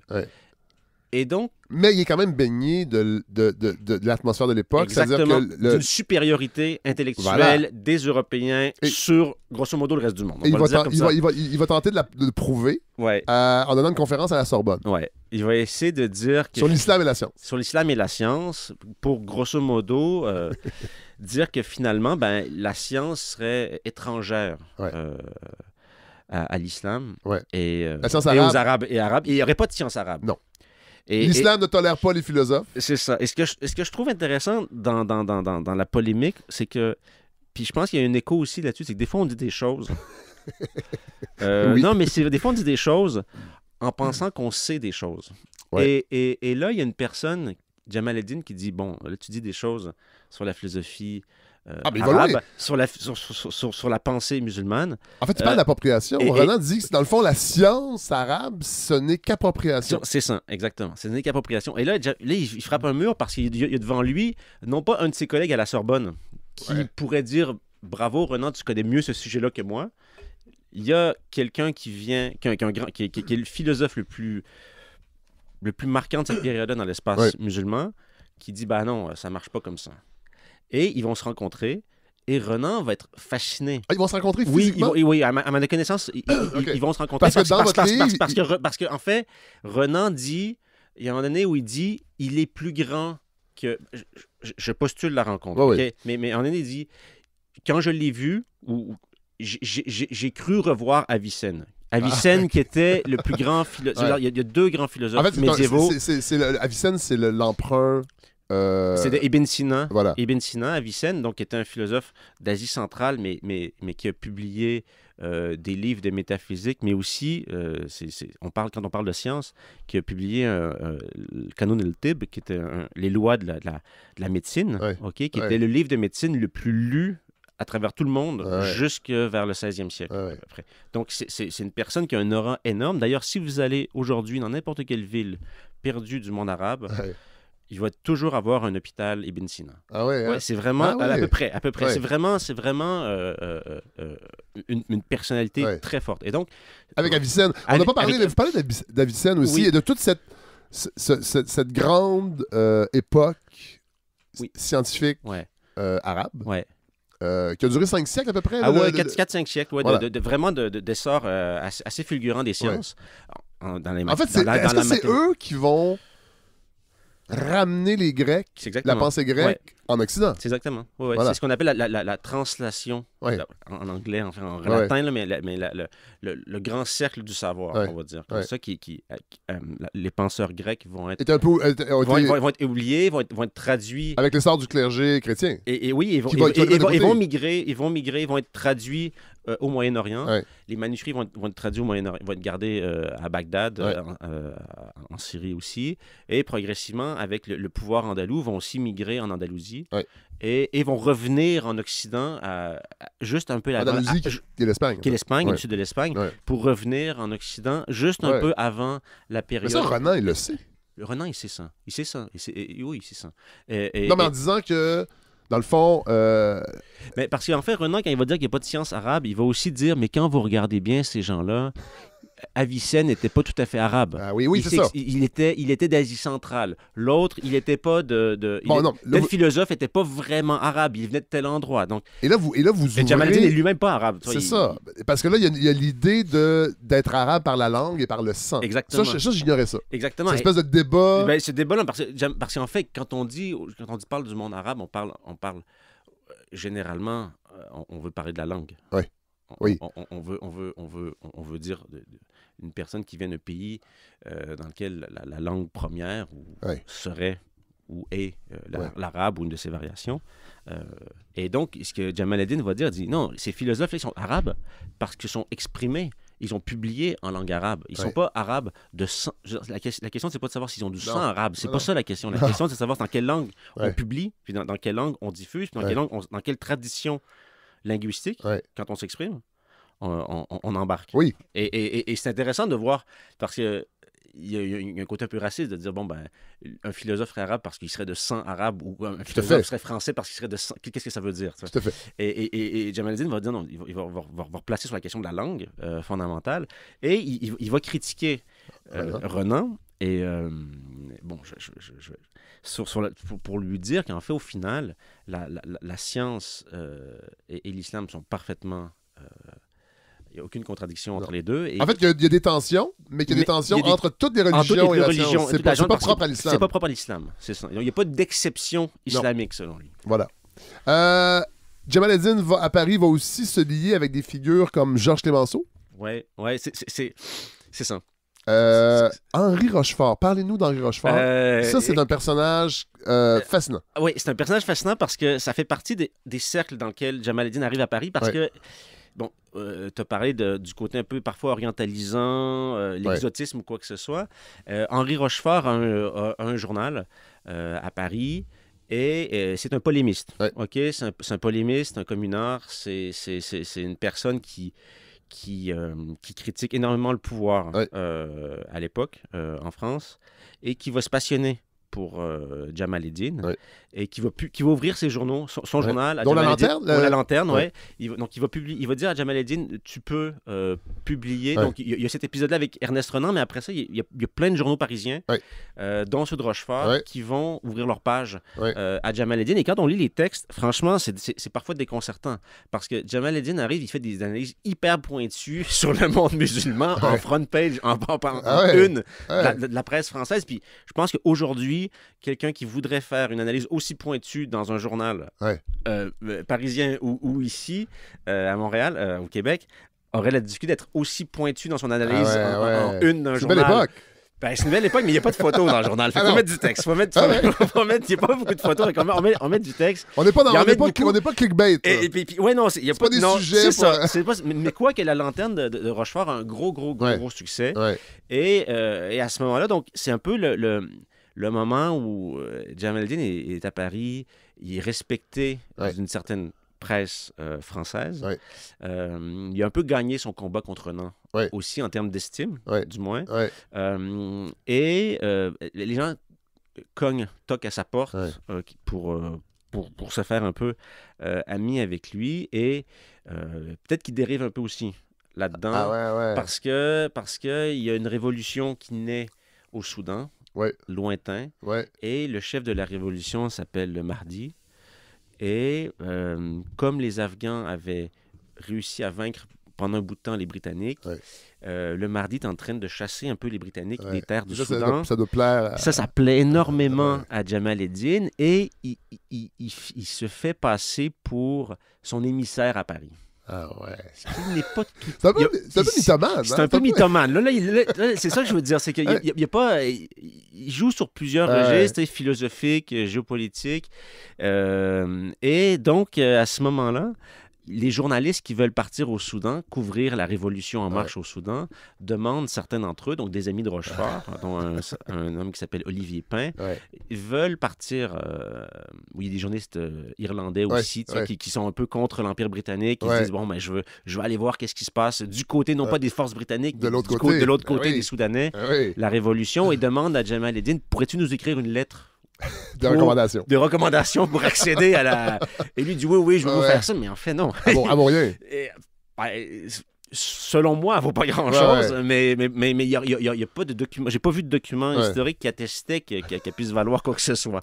Donc, et donc, c'est aussi Ouais, voilà. Donc, c'est un peu les jeux de pouvoir, comment on essaie de se placer. Ouais. Ça montre aussi à quel point on veut pousser un peu les Français à intervenir contre, ou les Européens en général, contre les Britanniques dans cette partie-là du Moyen-Orient. Puis à quel point, parfois, une obsession géopolitique peut aussi nous aveugler ou nous forcer à mentir pour, entre guillemets, ce qu'ils considéraient un plus grand bien, mais qui était quand même, au final, reposait quand même en partie sur potentiellement un mensonge assez important. Et là, c'est là que vous apprenez que, en fait, à l'époque où Jamal el-Din est à Paris, il va être fiché par les autorités françaises. Et là, vous retrouvez, j'imagine que c'était connu, mais moi, j'ignorais ça, un bâtiment qui existe aujourd'hui où il y a tout ce que les autorités françaises ont colligé sur certaines personnalités à cette époque-là. Oui. Donc, parce qu'en fait, il y a quelques livres très, très pointus sur Jamal el-Din qui ont été publiés il y a une cinquantaine d'années. Quand on regarde les notes de bas de page, à un moment donné, vous regardez le dossier, machin, EA16, je pense. Et donc, aux archives, donc je suis allé aux archives de la police de Paris et j'ai demandé le dossier. Et là, ils m'ont donné une espèce d'enveloppe. Tout était manuscrit, hein. C'était des documents du 19e siècle, manuscrits. C'était pas... Et donc, et là, tu as les rapports de la police de Paris sur lui. Et c'est assez particulier. Il a par exemple, dans les rapports, on va dire il a une physionomie de musulman. Ça veut dire quoi? Non, mais je veux dire, c'est un délit de faciès direct. Totalement. Et après, il y aurait une blonde. Oui. Puis là, on dit, ça peut pas vraiment être sa blonde. Elle est trop belle pour lui. Il est pas beau. Il a un physique de musulman. Il est pas propre. Il est pas propre, il est pas beau, il a une barbe, il a une turban, tu sais. Je veux dire, Et c'est quand même fascinant juste pour la question du regard qu'on porte, mais aussi de l'intérêt qu'on lui portait. Ouais. Et là, pour montrer comment tout ça est un polar, en fait, votre livre, Voyage en Afghanie, vous parlez de... il y avait une amoureuse. Oui, il y avait une amoureuse. Oui, Catherine, Cathy. Femme mystérieuse. On ne sait pas beaucoup de choses sur elle. Plus jeune que lui. Qui était autrichienne. Et qui parce qu'en fait, il habitait... Parce que je suis retourné aussi dans le quartier à Paris où il habité. Il y a un sex shop juste en face. Non, mais c'est quand même fascinant de voir à quel point, à l'époque, il n'y avait pas un sex shop avec des néons clinquants et tout ça.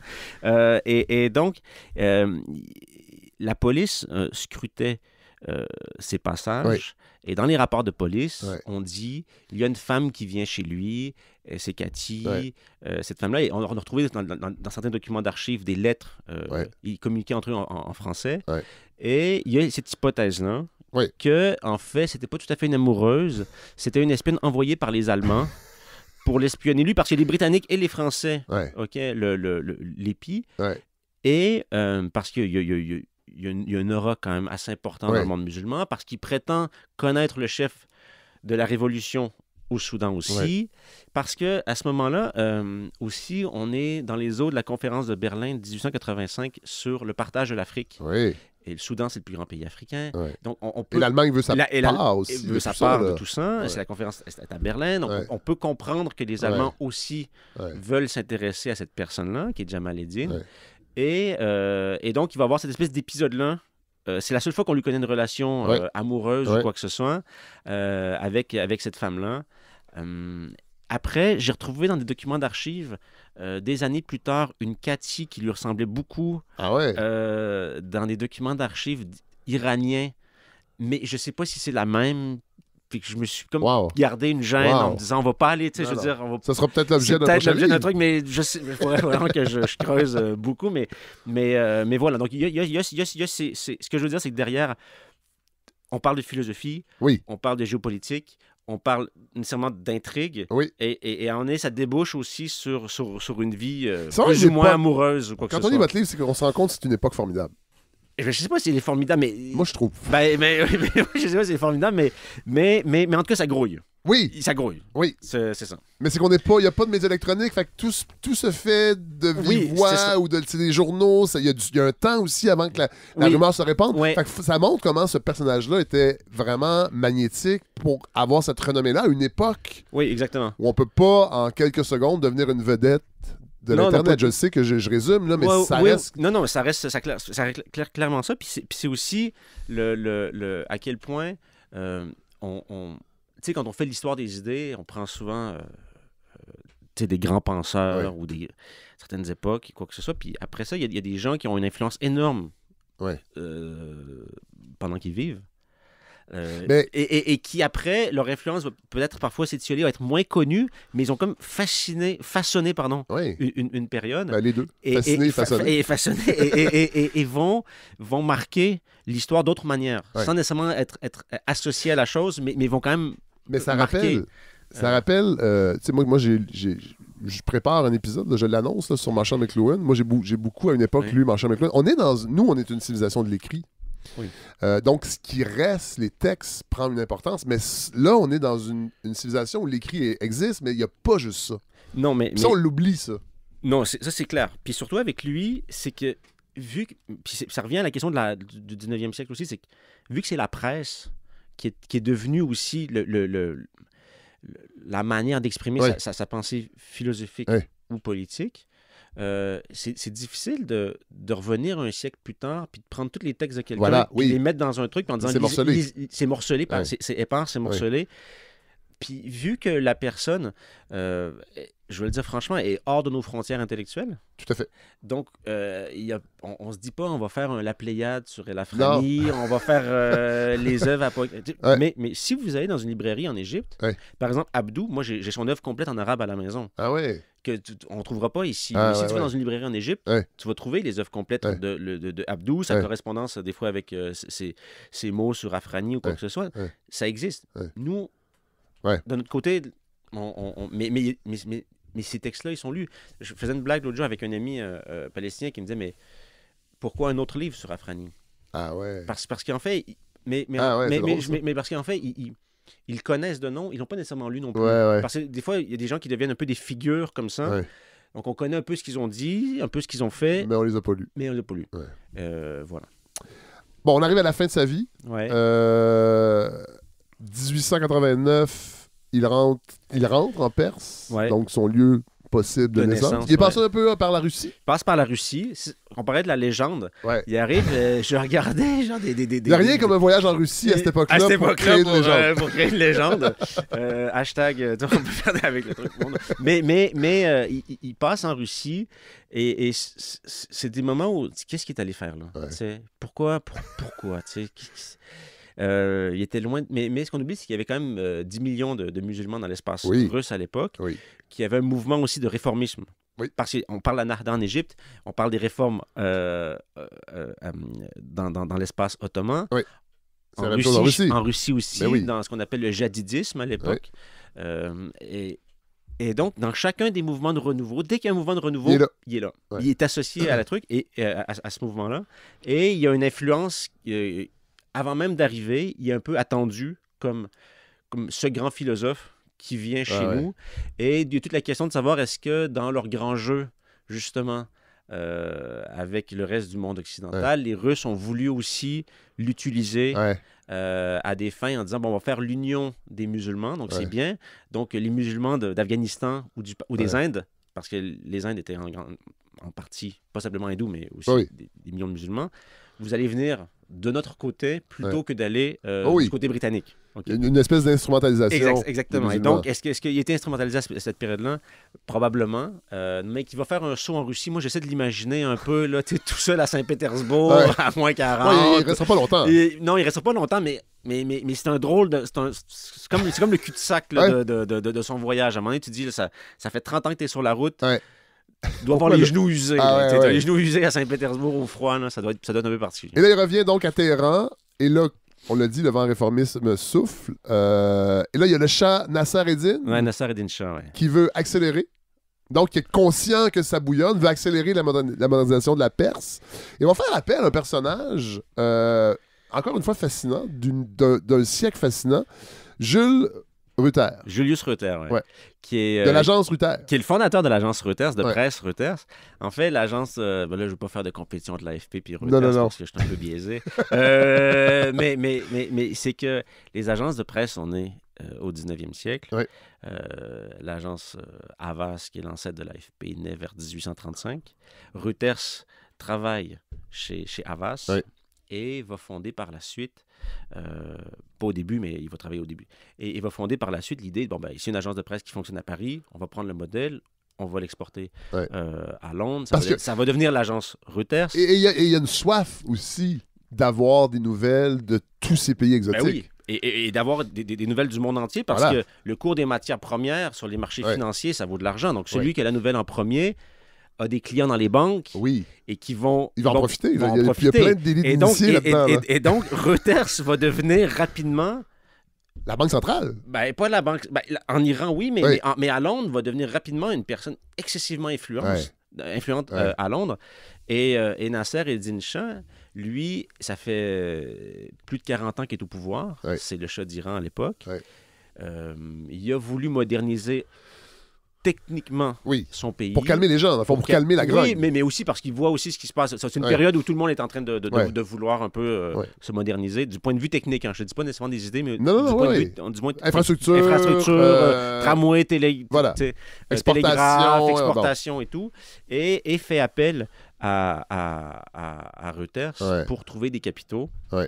Et en échange de concessions gigantesques. Le pétrole? Qui n'est pas vu comme un Eldorado à venir. Non, c'est ça. C'est vraiment comme par ailleurs, il y a le pétrole. Il y a ce liquide noir qui coule. C'est ça. On ne sait pas quoi en faire. C'est ça. Fais-en ce que tu veux. Mais surtout le minerai. Oui. Mais là, le problème qu'il y a, c'est que si vous... Puis je veux dire, je ne l'ai pas dit, mais en fait, c'est le problème de l'Afghanistan d'aujourd'hui aussi. C'est que l'Afghanistan d'aujourd'hui, c'est un pays qui est plein de ressources minières. Mais du minerai, tu ne peux pas l'exporter. Tu peux pas... En camion comme ça. Non. Ça te prend un chemin de fer. Ça prend des infrastructures, ça te prend un chemin de fer. Comment tu fais un chemin de fer en guerre? C'est impossible. C'est presque impossible. À l'époque... non, mais je veux dire, c'est vraiment un problème structurel de l'Afghanistan. Mais tu as donc le Shah d'Iran qui dit à Reuters, bon, ben là, il va falloir que je fasse un... Si je veux... Grosso modo, je te donne le monopole sur les mines. Ça dit quelque chose aussi au Québec? Oui. Les années, je veux dire, on l'a déjà fait ça. Oui, on le fait encore. On a donné le monopole. Oui, mais il est plus subtil aujourd'hui. Une scène la tonne, on l'a déjà. C'est parce que le pouvoir n'a pas les capitaux pour exploiter la ressource. Et donc, il va avoir l'idée que le pays est vendu à des puissances étrangères. Et après, là, ça ne concerne pas Reuters, mais un autre Britannique qui va arriver juste après, qui va avoir... Talbot, qui va voir... C'est-tu le Talbot de Talbot-Ligier, les voitures? Sûrement, ça doit être des descendants d'un empire industriel? Oui, mais je pourrais pas... Là, c'est un général. C'est un général. C'est un général. Et donc, il va avoir la concession sur le tabac. Oui. Et là, ça peut paraître... Parce qu'au début, les gens... Bon, les gens, c'est minerais, c'est loin, puis ça n'a pas fonctionné trop. Ça gosse, mais il n'y a pas de révolte. Il n'y a pas de révolte. Mais l'idée, dans l'avant-garde un peu iranienne à l'époque, l'idée de dire, si on est en train de vendre nos ressources à une puissance étrangère pour rien. L'idée est là. Lorsque le Shah vend les concessions sur le tabac, là, c'est toute autre chose parce que le tabac, le quart du pays fume ce qu'on appelle, nous, la chicha, le kalian. C'est une industrie. Dans la campagne, une partie de la campagne vit de l'industrie du tabac. Et maintenant, ça veut dire qu'avec le monopole sur le tabac, c'est plus l'industrie, c'est un mode de vie. C'est une façon d'entrer en contact avec l'autre, de partager. De partager des moments et puis de faire vivre à la fois les commerçants de la ville qui vendent le tabac et les producteurs agricoles des campagnes qui produisent le tabac. Et qui sont obligés, du jour au lendemain, de vendre que aux Britanniques à un prix fixé. Ça met la colère à travers une partie de ce qu'on appelle aujourd'hui l'Iran. Et Jamal Eddin est atterrant à ce moment-là et il souffle sur les braises, sans mauvais jeu de mots. Il souffle sur les braises et il va attiser la contestation sur place et il va être encore expulsé. C'est un leitmotiv, là. Il va être encore expulsé d'Iran. Et il va convaincre, c'est ce qui est intéressant à cette période-là, c'est qu'il va essayer de convaincre les chefs religieux d'intercéder en faveur de la révolution du tabac. Et ça c'est assez... Quand on dit que c'est un grand orateur, c'est-à-dire... Mais en même temps, qui se contredit aussi d'une certaine façon. Il se contredit plusieurs fois. Mais il y a cette capacité-là à dire...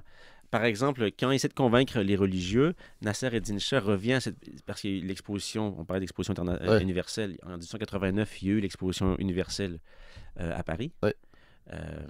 Nasser Eddin Shah est parti de Téhéran avec sa caravane, a traversé le Caucase, c'est en Russie, descendu l'Allemagne, puis il s'est rendu jusqu'à Paris, à Londres. Et il est revenu. OK, à cette période-là. Et Jamal el-Din dit, vous voyez, il est corrompu, il boit du vin, il est... on essaie de jouer l'idée qu'il ne serait pas un bon musulman. On joue dans la démagogie. On joue dans la démagogie un peu pour forcer le clergé à intervenir, sachant que... ils ont du pouvoir. Ils ont du pouvoir. Ils ont du pouvoir qu'ils n'ont pas. Parce que si le clergé dit du jour au lendemain, on se révolte, c'est beaucoup plus puissant que si un philosophe à Téhéran dit qu'on se révolte. Donc, il y a cette dimension-là de son parcours, mais on le voit que chaque fois qu'il y a une révolution, chaque fois qu'il y a un moment dans le truc, chaque fois qu'il y a un appel à une réforme, que ce soit en Égypte, en Iran, à Istanbul, à Paris, dans les idées, le personnage est là. Donc, moi, je trouvais que c'est intéressant parce que c'est une sorte de c'est plus qu'un fantôme parce que c'est un être de chair, mais qui plane et qui est là sur chacun des moments forts de la relation à cette époque-là entre je dirais pas Orient-Occident, mais je dirais entre Europe et monde musulman. Comment il termine sa vie?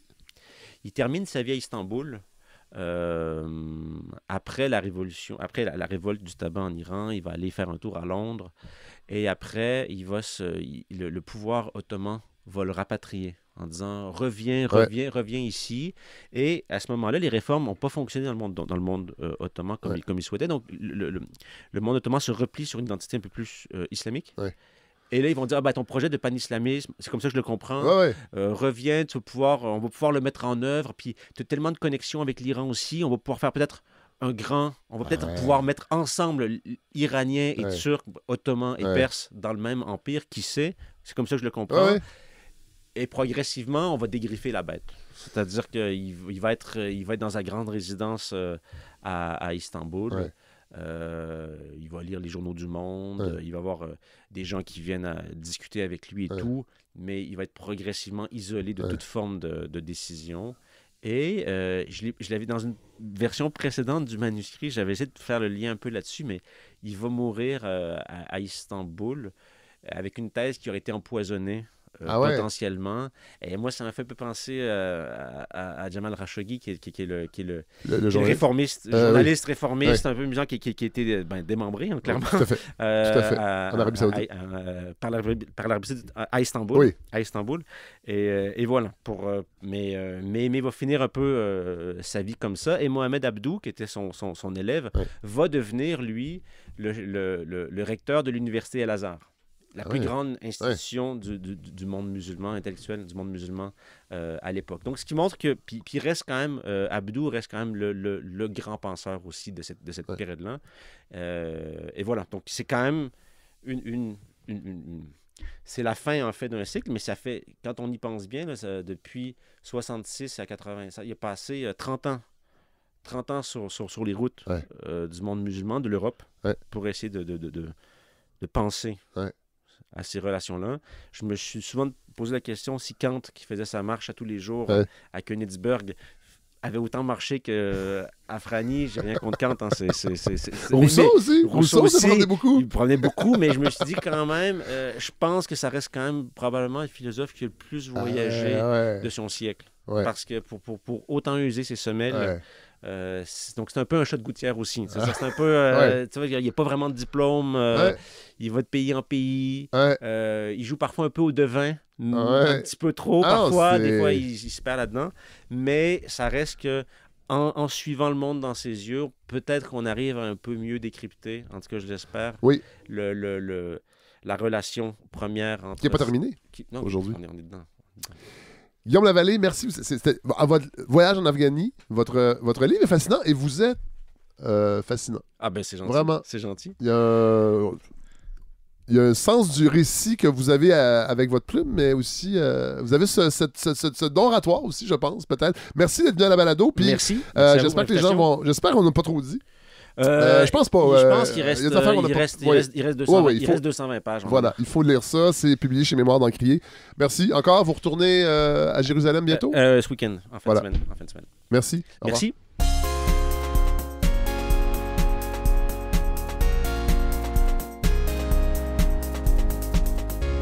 Alors, vous avez promis une petite chanson?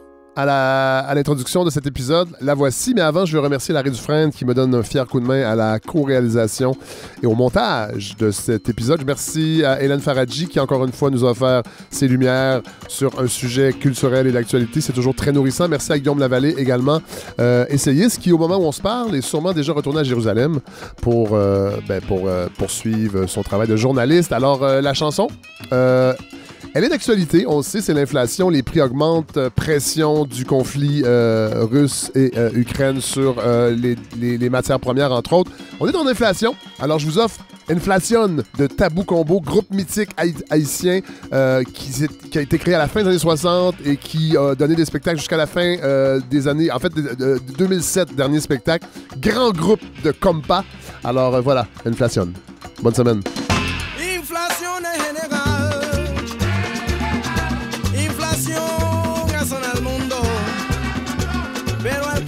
Dinero tendrá siempre más y más. Inflación en general, inflación mata a la gente y el que no tiene dinero será pobre hasta la muerte.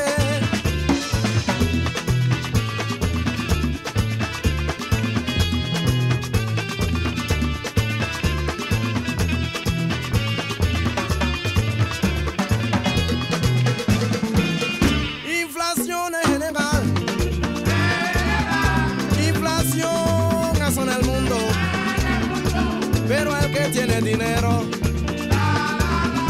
tendrá siempre más y más.